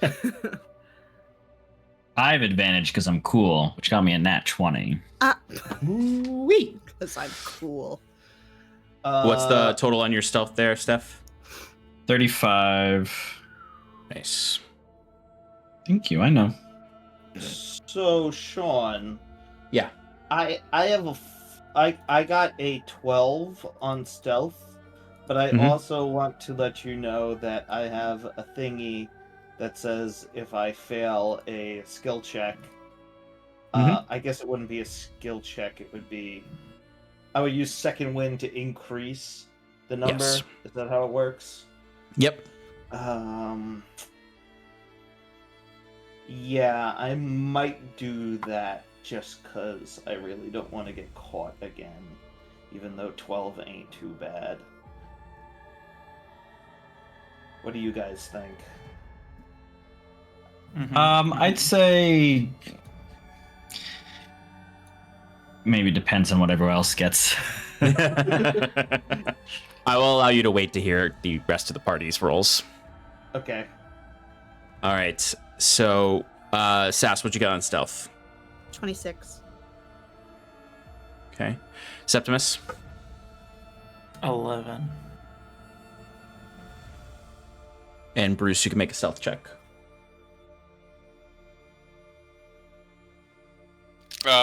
15. 15. All right, Fyrn, do you want to add your second wind? You got a 35, a 26, an 11, and a 15. To do it. I'm going to add a d10. Okay.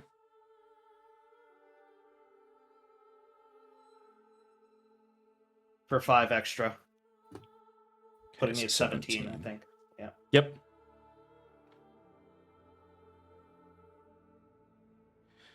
Which makes your guys' average a 21.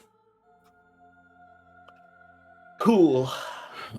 All right, let's roll the perception check for the monster.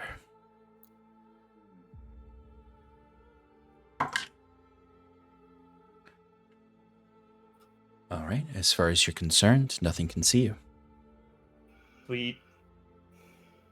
So, Sass, you begin leading them up through the alleys behind the main road to keep from being heard or seen by the patrolling demons. And you get to basically across the street from the destination. It's where we'll pop up our battle map. Ah! Right, we're here. It's just across the street. Those of you that are invisible will stay there until you attack or cast a spell.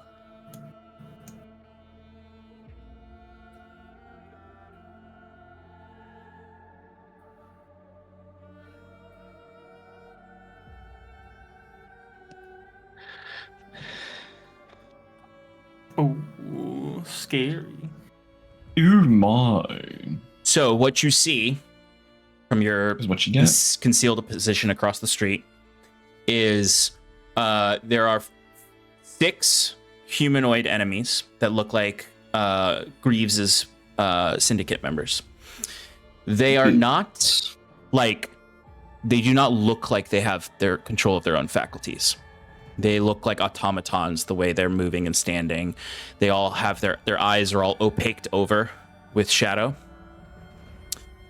In the front, you see a large, vicious-looking hound-like creature. It looks like it's made of shadow, with a long whipping tail, and it's basically if you took Venom and turned him into a dog, a big wolf, is what you have.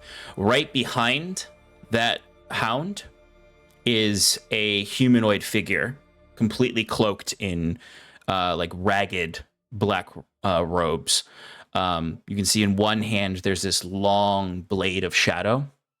The blade does not look like it's made of like a metal. It's a magical shadow blade. No face that you can see underneath the hood that's on their head. They just seem to be standing there. They're not patrolling this figure. They're just sort of standing there, like almost passive, like they're waiting to be activated. While this hound is kind of in its position, not patrolling either, but a little more active. It's sort of growling, sniffing, looking around like a guard dog. All the 6 humanoids are standing just like at attention. And you have 2 that are by a door in the back. That is the address you're looking for. We have 2 that flank the opening of the courtyard, as you can see by the dimmed lanterns. And then there are these like scaffolds built between buildings where there are 1 on each of the scaffoldings with a bow each. Let me put this so our friends can see it. Oh, I have to fix the battle. Aw, dang it. So is our plan There we to try and sneak by? Are we engaging here? I think we lucked out in as much sneaking as we could. We know this is where we need to be. So might as well get the element of surprise on them. Those guards, they don't look right. Yeah. No, they don't. Maybe perhaps we should focus on that beast. The wonder beast, if, maybe the... Something's possessing those guards. So if we take out the source of that possession, I wonder if it's that thing behind the beast. The cloaked figure. Let's try. Looks like shadow magic. I agree with Saskia and Bruce and Septimus, kind of. And I'm sure Fyrn was thinking it too. Scuff around it and get through the door. No, I mean taking out the cloaked guy. Oh. And then hopefully that means that the peons will be released from whatever control they're under, and less folks for us to fight. Okay. Should I start us off with Ice Storm? Jacquet uses an action to load his crossbow. Be my guest. Sean, I have a 20-foot radius ice storm with a range of 300 feet. How many boys can I get?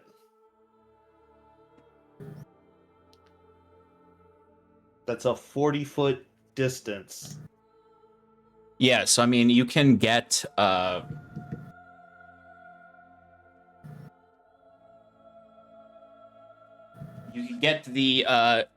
2 shadow entities and 1 of the guards, left or right. You could also position it to not hit the guards if you wanted to.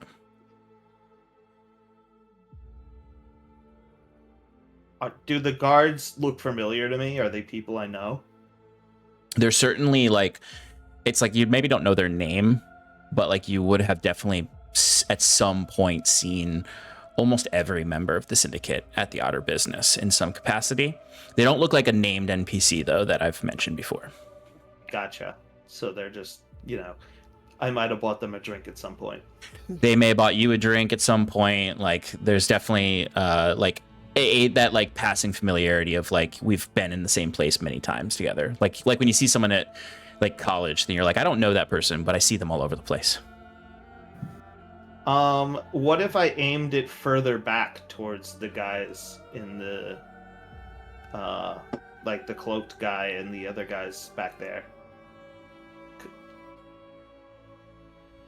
Could I possibly like hit one of the shadow monsters and maybe those And the guys in the back? Yes, you could hit the cloaked figure and the 2 guards guarding the front entrance of the building.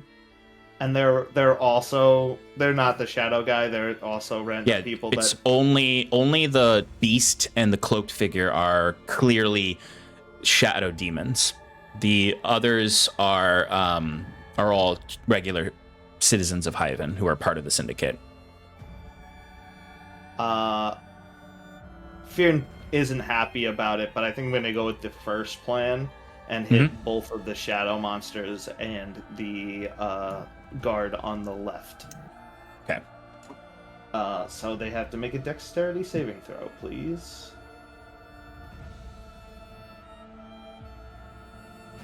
DC, All right. I don't know.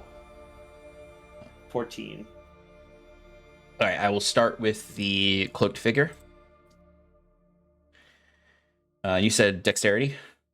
Yes. All right, the cloaked figure is going to pass with a dirty 20.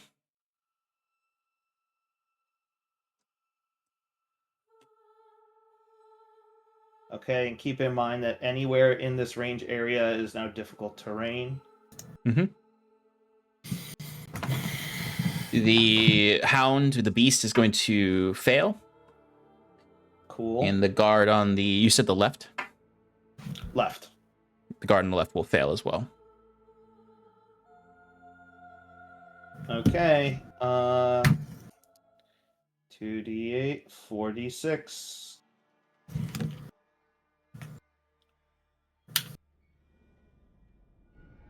Should I just give you one big number, or should I split cold and bludgeoning damage? Split cold and bludgeoning. Okay, so the cold damage is... Hold on, I'm bad at math. I should have rolled these separately. So the 2d8 is bludgeoning, which means that it's 9 bludgeoning damage, and 11... Wait, that doesn't add up. While he's doing that, you guys can roll initiative. So 13 cold damage. And then it's halved if they succeeded. Okay. So Sean, 22. in light of me not remembering how to play this game, could I have casted Death Ward on myself prior to... Yes, I'll allow that. Thank you.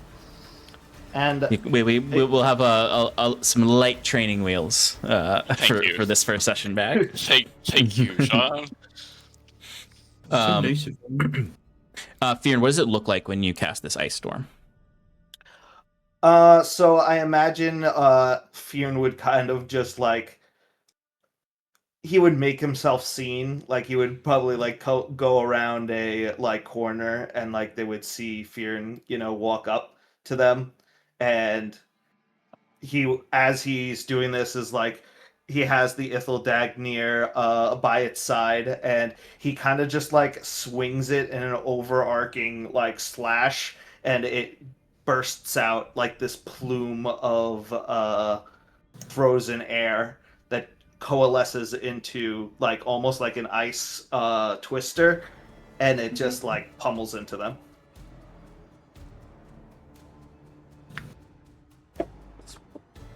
Just realized I need to have your guys' minis. Nah. And it like it kind of like stays there because it's like it's spinning hail that's like creating that difficult terrain.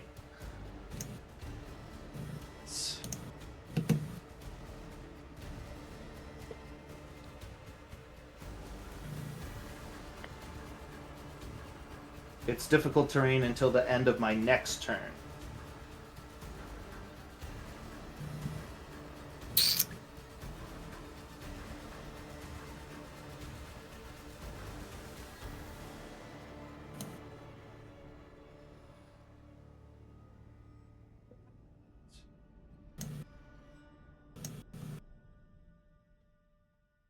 Sorry, I'm realizing I gotta find all your minis actually. Okay. Oh, where are we? Where are you? I have Fyrn and Septimus. Yeah, they're good guys. Why can't I find you? It's beautiful. Where are you, Jesus? We do need Jesus in this game. He'll come save us. Actually, I have Jacquet also. Sass and Bruce that I can't find. Where are you, Sass and Bruce? We love you, Sass and Bruce. Find you. You little babies. Meow, meow, meow. I think I know where they are. Up your butt. Stop being What? a cat.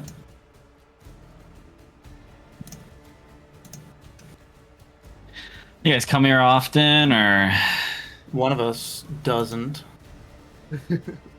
Alex? You don't know me. It's true, I don't. Who are you? Probably. Flamingo. Yeah, he was distracted. He's probably doing Duolingo to learn how to speak Dunk. Dunk. That's right. Hey, dunk. Read deuce suited true. Yeah, I'm gonna start Dunkolingo. Just for Alex and Versico's speech. Yep, that's right. Are you still live right now? Yep. Okay. You've been live this whole time. Ooh. You get a little message on your phone, and it's just Mike's face, and it's like, "Did you do your Durr today?" Sass and Bruce I'm sorry. exist. I'm sorry. That couldn't have been right. Like, did Mike's phone have a stroke? I'm like, no, it's couldn't do if ever doing. Anyway, back to our very serious fight. I actually have a new mini for Sass that I have to paint. That I found. Ooh. Oh, who's that? Oh, That just matches. very cool. Oh, Hell yeah. Has I love it. matches your character look better. It's kind of Love it. cool. Thanks. Hey, it's kind of cool. He's Have a ghoul. Yeah, It's fucking, fucking. it's fucking kind of cool to have some gabagool. Anyway, This is what happens when you. You took too long, Sean. I know what I did wrong. All right, now it's out. Machina, machine person, shadow place. Okay, Bingo. so first thing you'll notice, Fyrn, is that the shadow figure seems to be resistant to bludgeoning, even if it is from a magical source. They take the full cold damage. They did succeed, so that was already halved, but there does seem to be some, like, even a magical, like, piercing, bludgeoning, slashing weapon or spell will, they have resistance to all forms of those types of damage. The two guys in the back. Wait, so you have my mini now, so you can. I'm sorry, like, not the two guys in the back. Yeah. You're I right don't know where I below. am. You are right below where the camera is. Like, you've basically walked onto the street. Okay, if it's possible for me to get some cover with my movement, I don't know. You can step back. You can step back into the alley to get some cover. Well, everybody else is in the alley, right? Correct. For now. Okay. For now, okay. I'm actually gonna stay where I am then, because I want them Okay. all to come to me. So the shadow dog, it failed, but it has the same sort of resistances to the bludgeoning. Right. But it does You need take me to the give you full. numbers again? Nope, I wrote them down. I got it. The two guys in the back are killed by this ice storm. Or I'm sorry, the guy on the left is killed by the ice storm.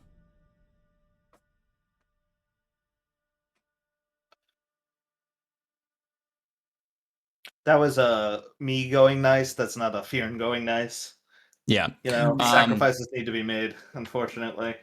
The guy, his body collapses with a really, like, petrifying screech of fear. And then from his body turns completely into shadow and dissipates away. But then that shadow recorporealizes into a shade. Oh, that's not good. Uh-oh. That's not good at all. Okay, let's get those initiative rolls. 20 to 25. I completely forgot what I rolled. 21. 15 to 19. 18 for Jacquette. 10 to 15. 12.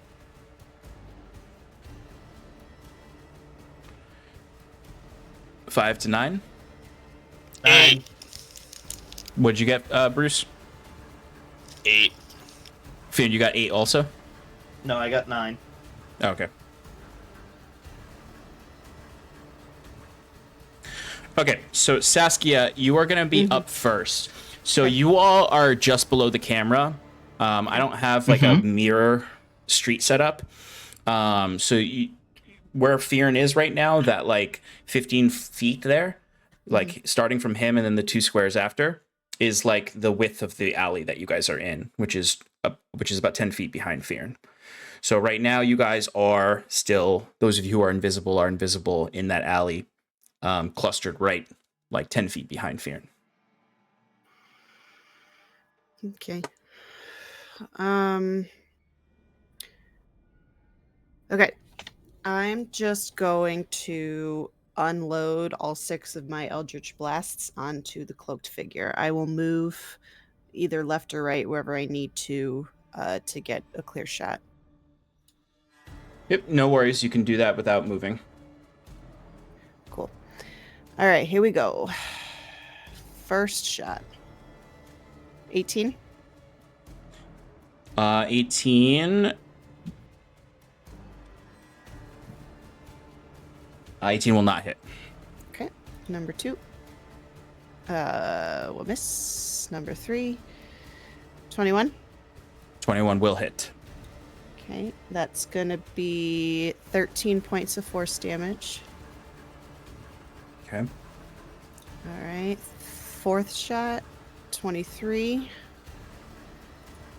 That'll hit. For 8 points of force damage.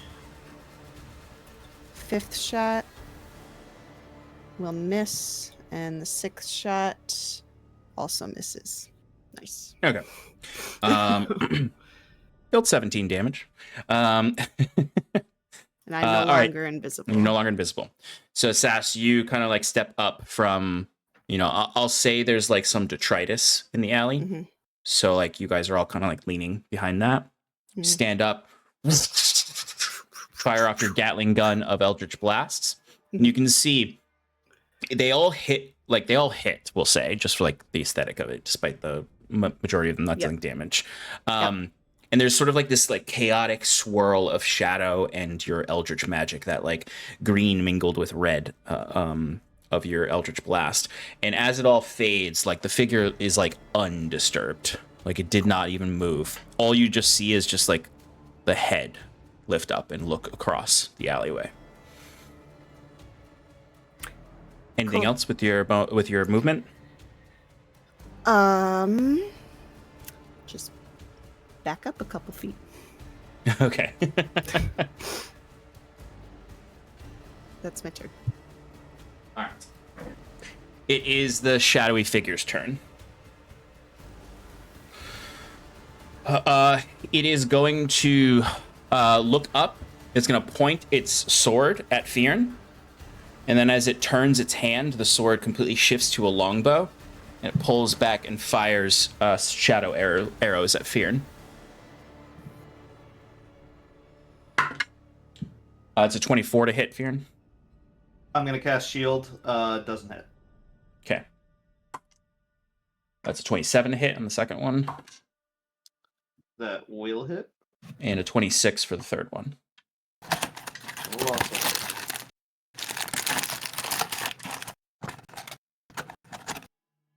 Should have cast the spell that I cast on Saskia on me. Okay, so the second 2 hit? With the 27 and 26? Okay. The first one is going to be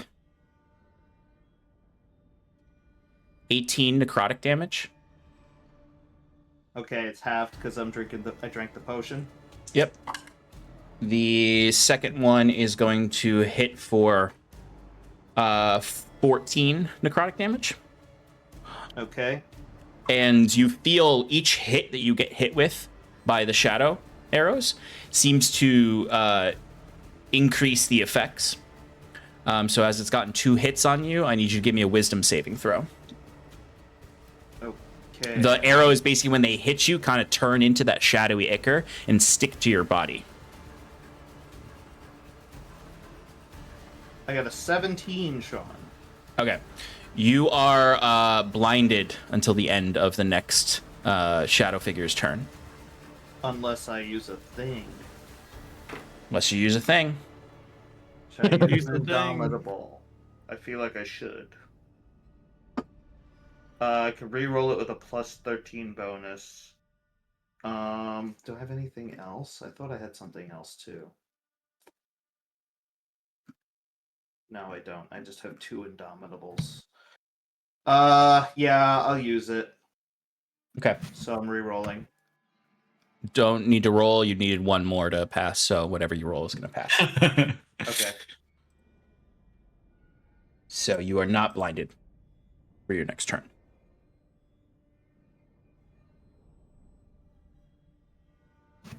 All right.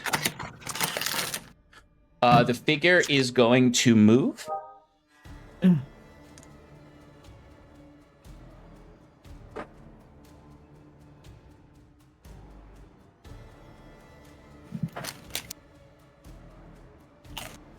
And vanishes. Oh.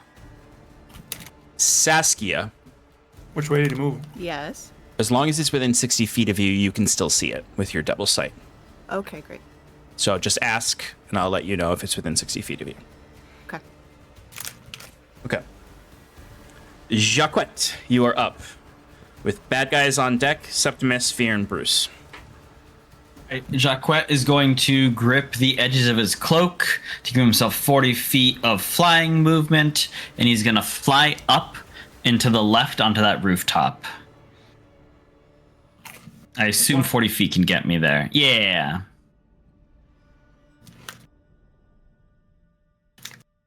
Yes. Cool. It's almost like he knew and has the tack ready. I never take the tack off of the Jacquette mini. Perfect. Beautiful. I love that. All right. Then Jacquette is going to bonus action use that blessed wart poison again. Remembering to mute his mic when he's being a loud little boy. And then is going to fire Samari at that demon in the middle. Okay. Remember to -1 from that. Yep.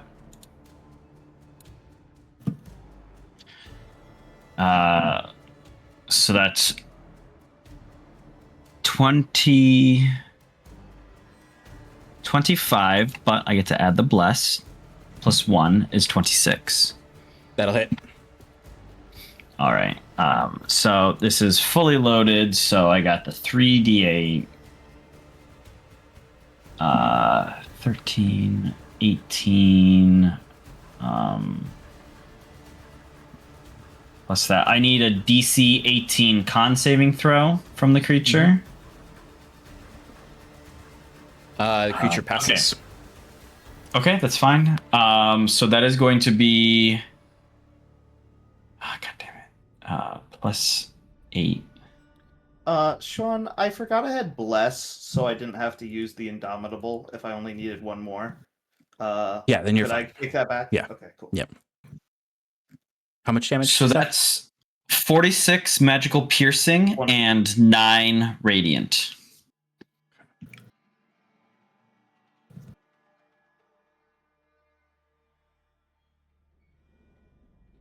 Okay. Similar to what I said with Fyrn, the magical piercing is halved.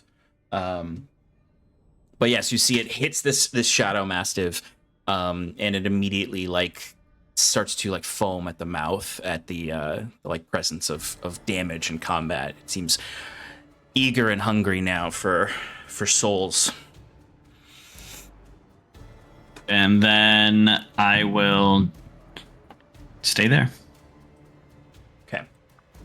Excellent. All right, so it is the Shadow Hound's turn, the beast. Oh! It is going to charge Fyrn as the only person it can really see right now, and can reach. Cool.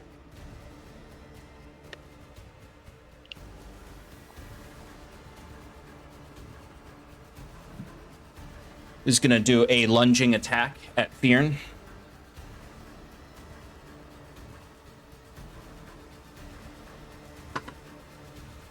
Ooh, it is not going to hit with its lunging attack. It's only a 14 to hit. So Cool. basically, Fyrn, this large, and it is a large creature. It doesn't have a base, but it is a large creature. It charges at you, Fyrn, and lunges at you, and it's like it literally crashes against your magical shield and like falls to the ground, as it was attempting to basically knock you prone with this attack. So it's gonna go for its other attacks on you without the prone aspect. All right, so that first one is a 26 to hit, and the second one is a natural 1 for a miss, so it's only going to hit you once.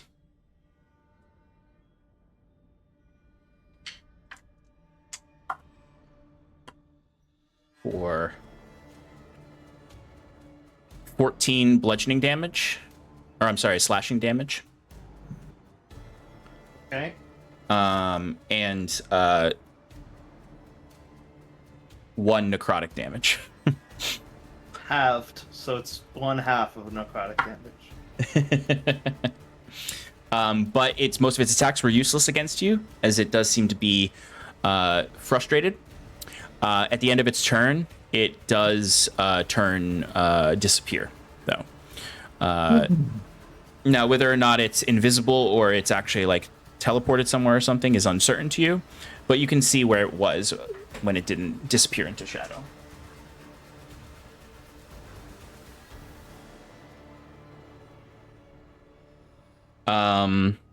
Okay. It is the minion's turn now. So the 2 archers at the top are going to attack at Fyrn with their bows. First one will miss. Second one will also miss, as Fyrn, it's really like just harmless arrows that are just breaking against your magical shield. It's definitely, I imagine always whenever you're in these fights with minions, that Fyrn like does not even like concern himself with the attacks from them. The shade.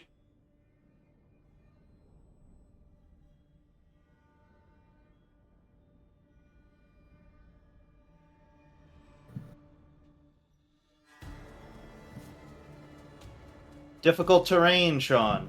Ooh, yes. The other one.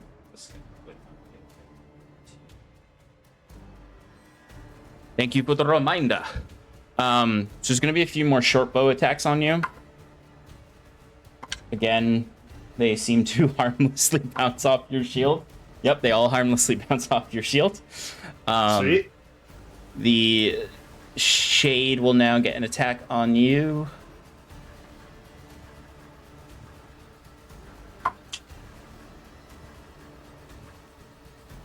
It will also not get through your shield. Awesome.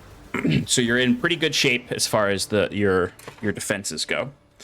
All right, Septimus, you are up. You are where you see Fyrn at the bottom. You're 10 feet behind, hidden in the alleyway. You're still invisible. I don't see any of the melee people. I just see the range people. Correct. Saskia, you can see the Shadow Hound. You can see that it is still in front of Fyrn. Can I tell him? Can I shout out? Or I have to wait till my turn? On your turn, you can, yeah. Okay. Septimus, what would you like to do? You've got 3 mind-controlled buddies and a shadow.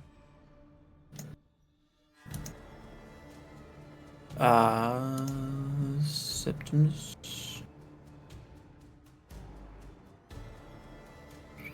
Oh, and then the 2 guys up on the scaffolding, too. Yeah, but they got arrows. I got pretty good armor. These big boys are kind of frightening me. Septimus will take out his mechanical crook as he'll wave it out, and he'll cast Fire Shield. Nice.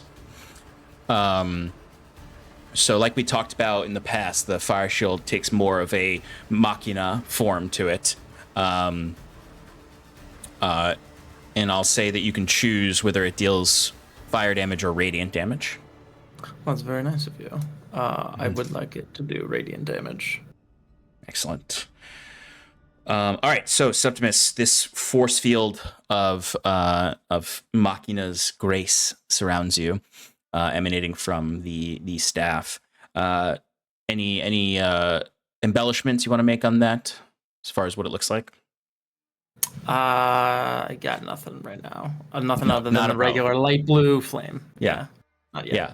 No Wait till problem at all. attacks me. Perfect. Fyrn, you are up. You've got a shadow in front of you. Oh, sorry, Septimus. Quickly before the end of my turn, I cast that, and then I'll approach. I'll just approach. Use my movement speed towards one of the, whatever the first archer is.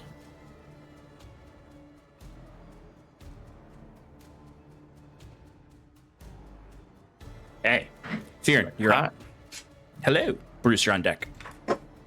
Okay. I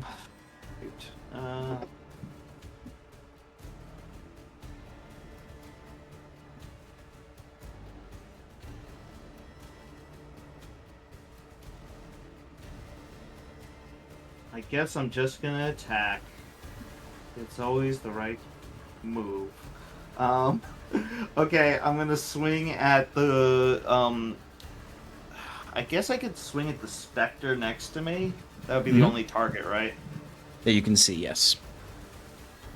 You could try to attack the Shadow Mastiff, like if you think it might still be in front of you, but you'd have disadvantage, and you might not actually hit anything.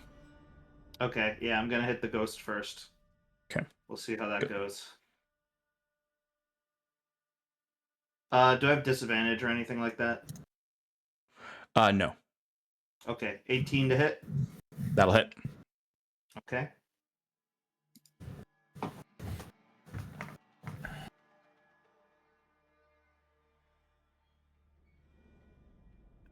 Uh, 20 bludgeoning, 9 cold.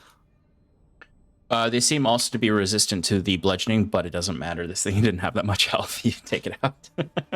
Okay. Nice. I'm going to start moving towards the other guard, not seeing the creature in front of me. Kind of hoping that it's still there, so it provokes an attack of opportunity, so I can turn around and kill it.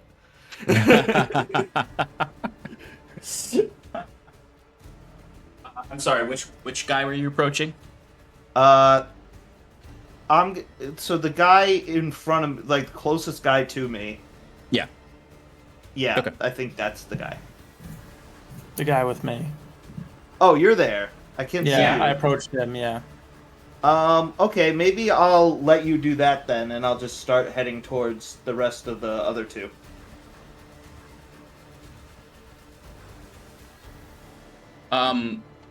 So the you're able to get there with your regular movement speed. The Shadow Mastiff does not use an attack of opportunity on you. Okay, if I had 15 feet of movement, could I get up to one of those? No.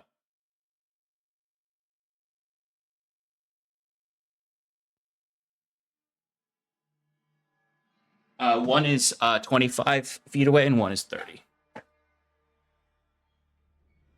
Okay, then I'm going to I want to be blowing spells like crazy, but I feel like we've gotta make moves. Yeah, I'm just gonna Misty Step Sure. to the Left or one left.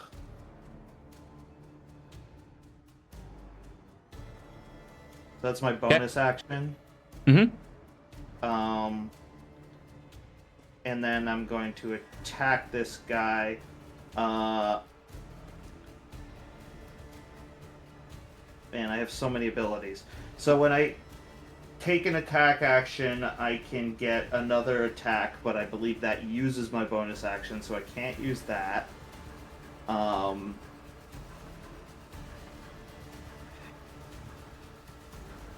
If I make an attack and miss, I have advantage, so it's just a regular attack here. Alright, I'm swinging. Go for it. 26 to hit. Yeah, that hits. Don't need to roll dice. These are minions, so it takes damage, it dies. Okay, does it turn into a ghost?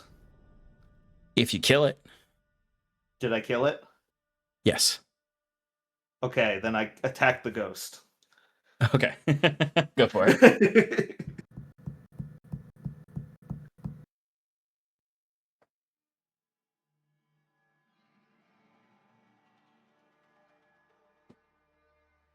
23 to hit the ghost?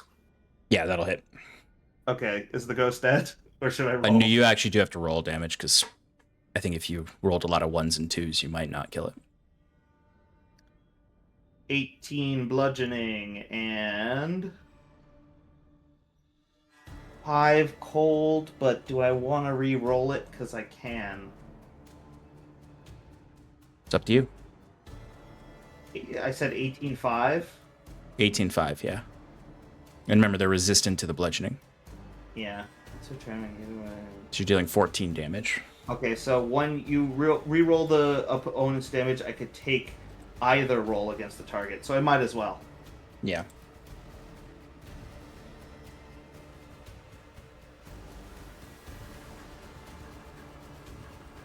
So this time I got 24 and 8, which is more bludgeoning. That will do it, though. That will do it. So that'll do it. Alright, so I killed him. That should be all 3 of my attacks, I believe. Yes, it is. And I did not use I used the bonus action to cast Misty Step, Mhm. so I think I'm done. Excellent. Yeah, I love it. There's this like amazing visual of Fyrn just like taking the Ithil Dagnir and just like crushing this shadow, and then just like walking menacingly towards the guard, and then just appearing in front of him and bringing it down, and then bring in the backswing, destroying the shadow that rises up before it could even really get its footing. Yeah, meanwhile, arrows are like hailing down on me, and I'm just like dodging them effortlessly. Absolutely. Bruce, you are up with Saskia on deck. That minion. Wait, so arrows are coming from above. Yes. Well, there's arrows coming from the 2 on the rafters and the guards on the ground. They have swords and short bows. Okay. And then you also saw the main shadow turn its sword into a bow. But the main shadow is invisible right now, as far as you can tell. Okay, I can't even see it. Yeah, no.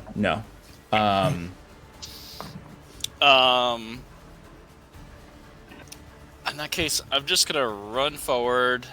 Okay. I'm going to, I mean, I don't have a lot, but, I'm going to, who's the minion in front of Jackie Touche? Yeah? It's in front of Septimus. Septimus, sorry. And that's just a guard. Oh. Yeah, the guys who are not completely shadowed are just guards. They're minions. Okay. And I can't see any of the shadows. So No. I'm going to... Even the Shadow Mastiff you can't see, despite your tremor sense. In that case, I'm going to chug a necrotic potion with my bonus action. And then with my action, I am going to Sorcerer's Burst. Ooh. One of the... Minions. Minions, yeah. Okay. So there's the 2 in the courtyard and the 2 up in the scaffolding. Which one do you want to attack? I'll go for 1 on the scaffolding. Okay. What's the range on Sorcerer's Burst? That is a great question. Folding that up. I should have it up already, and I don't. If it's the usual 120. 120. Okay, then you can definitely hit one of the scaffold guys. Left or right? Let's do light. Let's do some thunder damage. Let's make some noise. And are you hitting the left one or the right one? Left one. Excellent. All right, go ahead and roll your attack. Yeah. Why is this being difficult? Why? Oh, okay, here we go.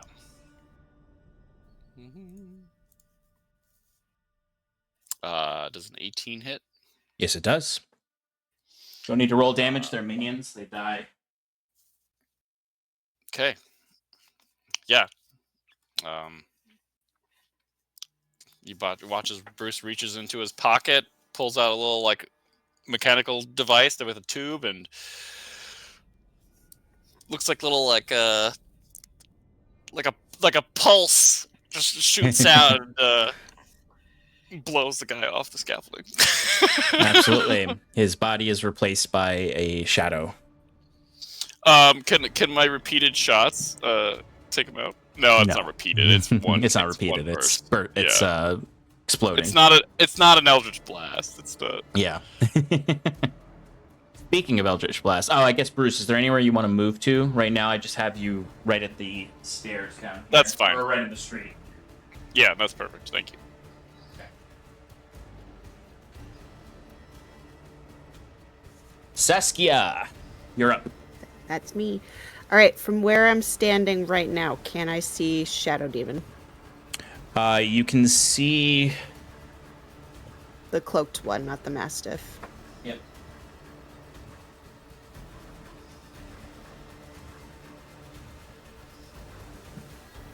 No, you can't see the cloaked guy, but you can see the Mastiff. All right, I want to move forward 10 feet. Mm-hmm.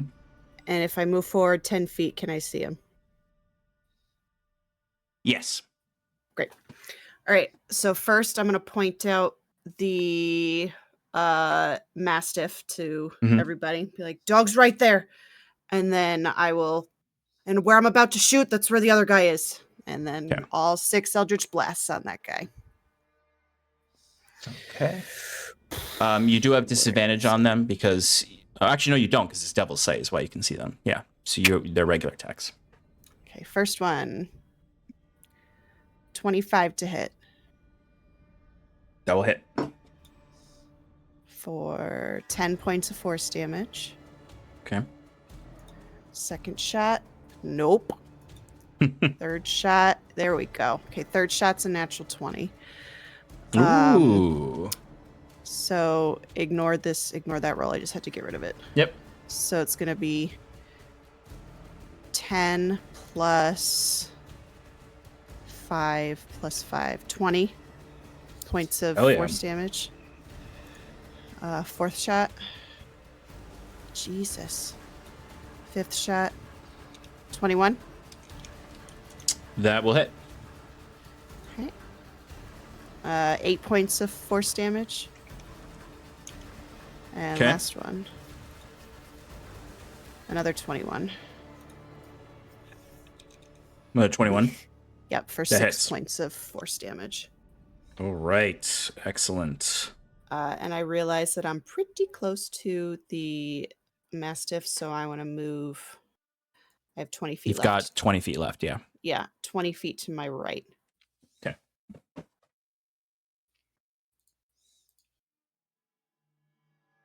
Perfect.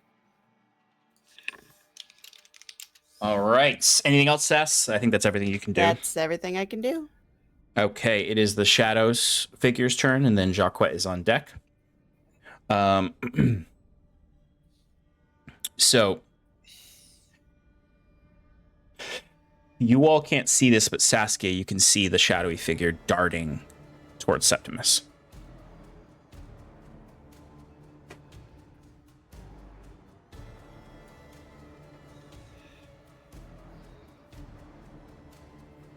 It will have... no, Sass moved, so he's going to change what he was going to do. But he is going to attack Septimus. Septimus, you can't see him. He's invisible, so he does have advantage.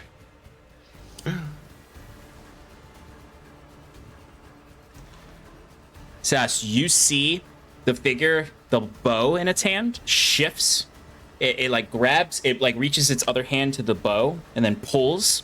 The bow dissipates into a long garrote of shadow. And it basically is like going to try to grab Septimus by the throat with this shadow wire. Natural 20. Barbs it. So this is a mechanically. I mean, it makes the attack when it's invisible, so I can't see it when it makes right, because that's how it gets the advantage. Yeah. So I cannot silvery barbs this. Yeah, because the trigger is invisible, is why he can't do it. Mm-hmm. Makes sense. Okay, so let's do this damage.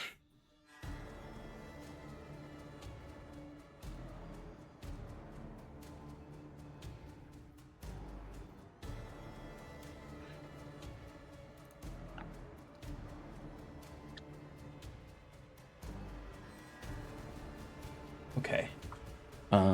So let's roll the damage now.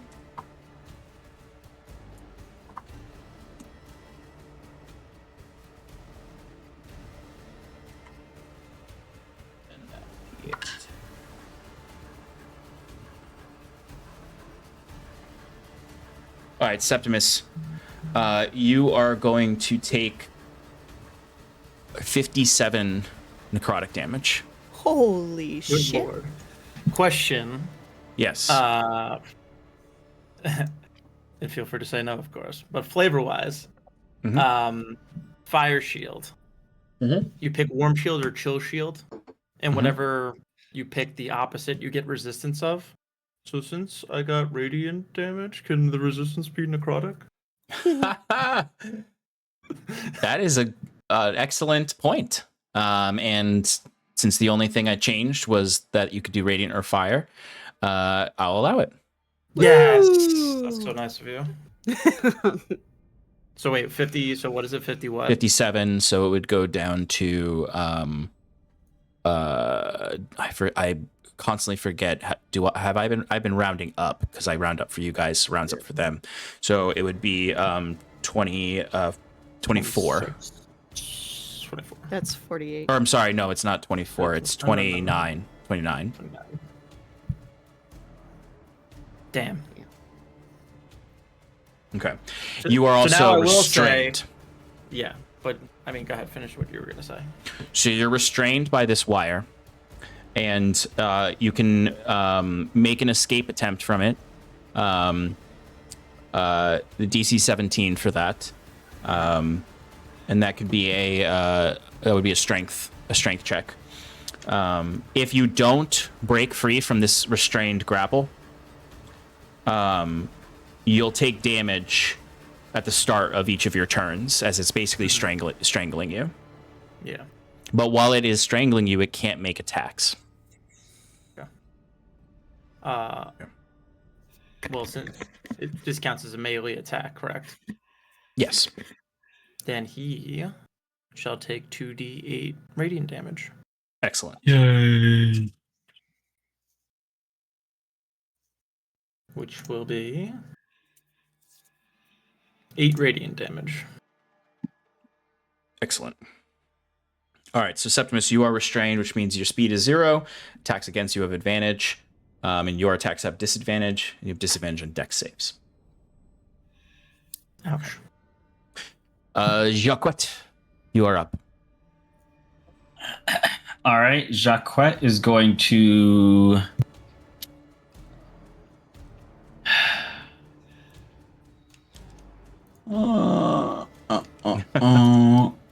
I'm gonna steady aim. Okay. Activate the crushing, right? Strike module of the bunkos, and then fire at Shadow Man. Excellent. So, well, I guess I should see if I hit first. Okay, that's a 30 plus a d4. 34 to hit? Nope. No. That hits. This guy's got a Alright, weird so- AC where it's like you can only hit between 20 and 22. Alright, so I'm gonna need a DC 16 con, otherwise it has disadvantage on everything until the end of its next turn. Excellent. Con, you said? Aye, Captain. Ooh. It did get a nat 20. Alright, that's fine. Okay. So it does resist the crushing effect of the bunkos. Alright, well, it's still gonna take 4 lightning damage from that. Excellent. And then an additional 26 magical piercing. 26 magical piercing. And how much was the lightning? 4. Oh, for some reason in my head I heard you say 4 like D something, and I was like, that's not 4D. So okay. Excellent. So this thing is bloodied.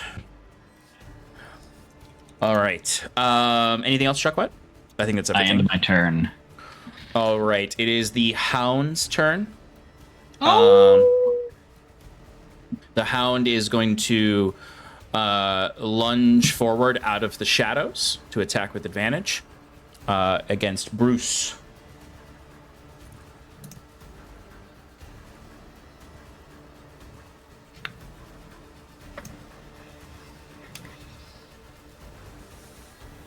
Oh, it's on the ground. Dice on the ground. All right, so Brucey boy. That is going to be a dirty 20 to hit. Does hit. Okay.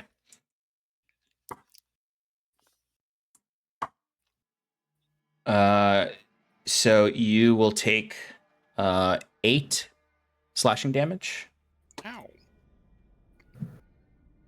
And then I need you to give me a strength saving throw. Oh God. Uh-oh. I'm blessed, right? So I got. You are. I get. To get the D4 on that bad boy. Ooh, that's gonna help. That's really gonna help. Yeah. We got a 9? Okay. Yay. You are knocked prone by this attack. Would a 14 make it? No. Okay, then never mind. All right. So you're knocked prone, so it's like lunging over you, and it's going to go for its attacks on you now with advantage. It's second 2 attacks. It gets a natural 20. Ooh.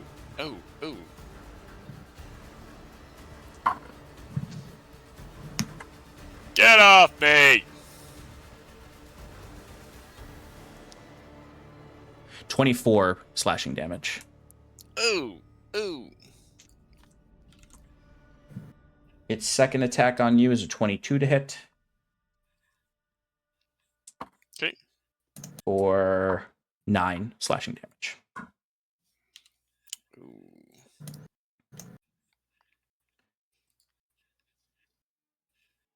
And at the end of its turn, it turns invisible again. No. All right, it is the minion's turn now, so we're going to get a few arrow attacks on Fyrn and a sword attack on Septimus. Septimus, I don't think an 18 will hit. It will not. Fyrn, I don't think that will hit. That definitely won't hit. And Fyrn, again, arrows keep just breaking against you. Thank you very much. Okay. Septimus, you're up. We're going to get to the end of this round, and then we're going to call it for tonight and pick up next week. So we'll do Septimus, Fyrn, and Bruce's turn, and then we'll end for the night. So I need to make a check. No, you're going to take damage. And then you have to use an action to break free from this. Okay. I want to break free.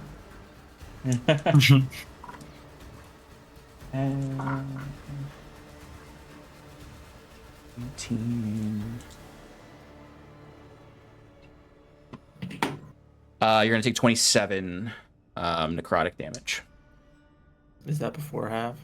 That's before half, so you can have that to 12. 14. Or 14. All right. What do I need to do to try to break out of this? Strength saving throw. Come on, brother. Oh. Remember, you can add your D4 to this for.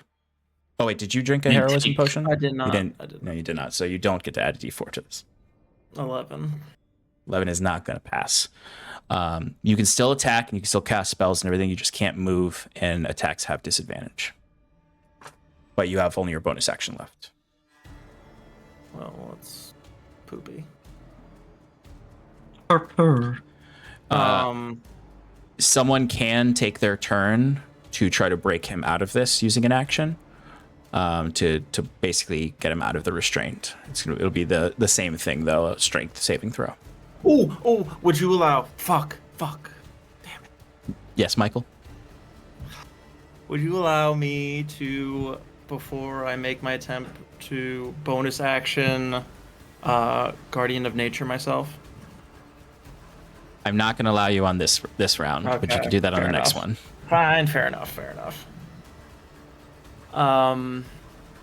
Then I will just healing word myself. Okay. All right. Fyrn, you're up. Okay, I think I've discovered a potential source of more damage.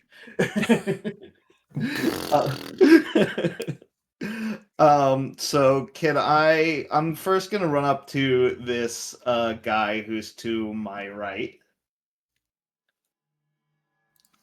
And we're going to. So I have an ability called fucking I don't know some thing. Fucking I don't know. Yeah, one of those. Okay. When you take the attack action, you can replace one of the attacks with a casting of one of your wizard cantrips that has a casting time of an action. Mm-hmm. Right. Yes. Is Booming Blade an action? Yes.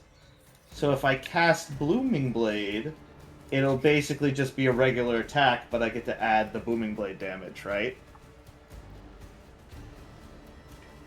Because it says when I use the spell's casting, make a melee attack against one creature within 5 feet of you.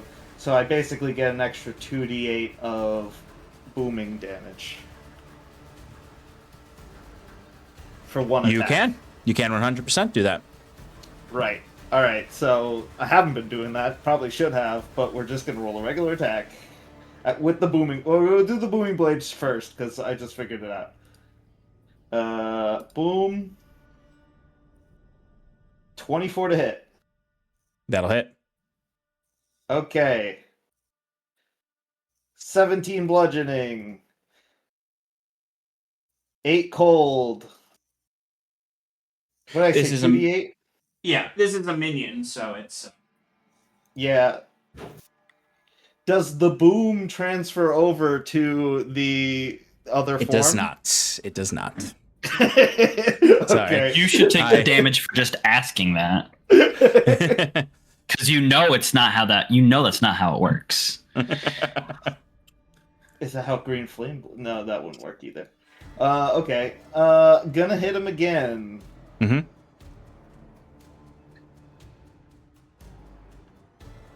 $18 to hit. That will hit. Okay. 15 bludgeoning. 6 cold. I'm gonna re-roll those because they're not very good. Okay.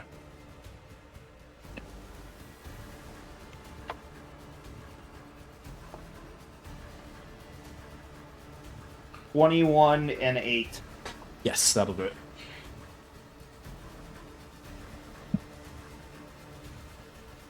So that's 2 attacks. How much movement do I have left? You have 10 feet. Oh, what's your maximum movement speed?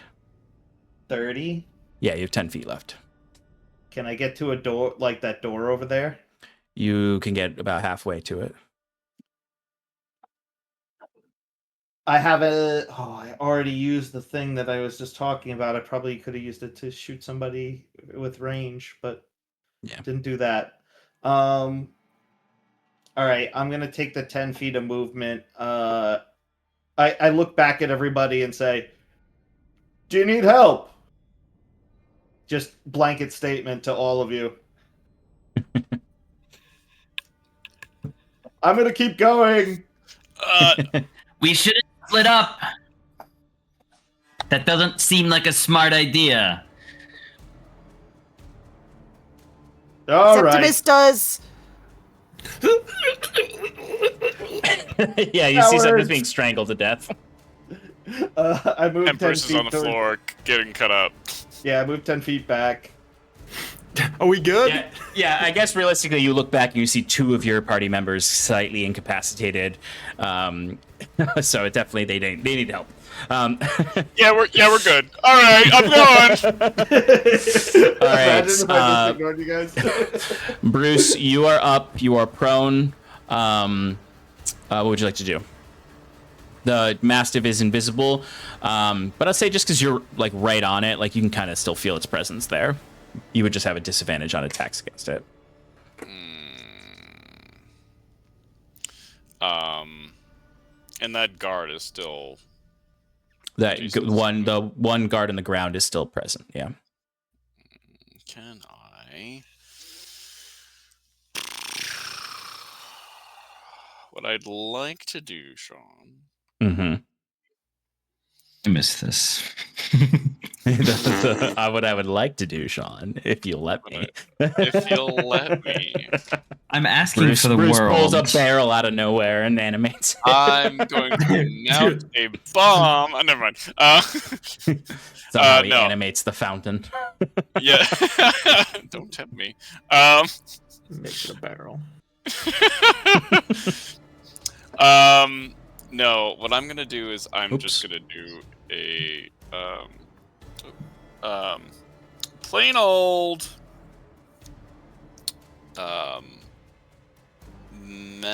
no, do I want to do that? I don't know. Do you? Do Sean, it. do I want to do that? Yes. Yes, you say do. Yes. Yes. Yeah. Okay, I'll be good. I'll be good. I'll just do He'll be a good boy for now. Yeah. Got plenty of dungeon ahead of you to do the crazy stuff. Yeah, oh yeah. I'm just gonna do well, first off, I'm going to yelp as my bonus action. Yep. I'm gonna do a back roll. That's what out. I've missed. I've missed the yop, the mighty yop of Bruce. Yep. And Bruce is gonna stand up like, where the hell is he? And I'm going to cast Magnify Gravity and try to capture both the guard and where I think the Mastiff is. Okay. What's the range on that? Or the space? That's a 10-foot radius. Will I hit Septimus if I do that? So, you said 10-foot radius. That's 20 feet across, right? Yeah. So you could. I could center it like north of me on the camera and then just miss Septimus, right? Yes, because the Mastiff is a large creature, you can do that. Okay, cool. I'm going to do that. Right. What kind of saving throw is that? That would be a con. All right. The guard fails, and the Mastiff also fails. I mean, it's not much. It's only 6 damage, but their movement speed is halved. The guard dies. Oh, perfect. I'm gonna run over to Septimus afterwards.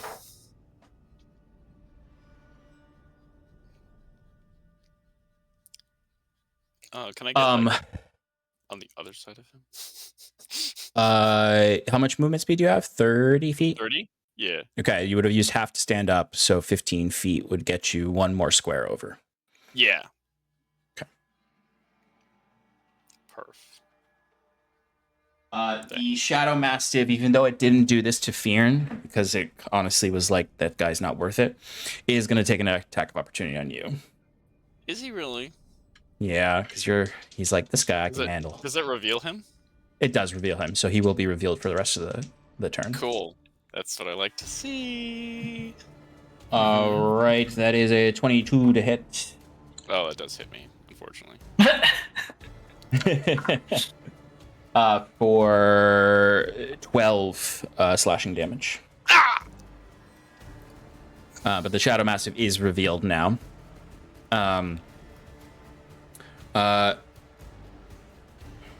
Okay, so we're going to close out and resume this combat next session. But the guards on the floor, or the courtyard, have been taken care of. There are 2 shadows on the field, 1 guard remaining on the scaffolding. The Mastiff and the hooded figure are both bloodied in their current states. The hooded figure clearly has Septimus in a very dangerous chokehold and is going to continue to hurt him so long as he's stuck there. The Mastiff, while looking really rough, is still quite dangerous with 3 attacks that can knock people prone. As you are making your way into the Syndicate hideout, taking out their exterior guard. All right, that's where we're going to end tonight, folks. We'll pick up in the midst of this fight next week, and then delve, so long as you don't die, delve deeper into the Syndicate, the Syndicate lair.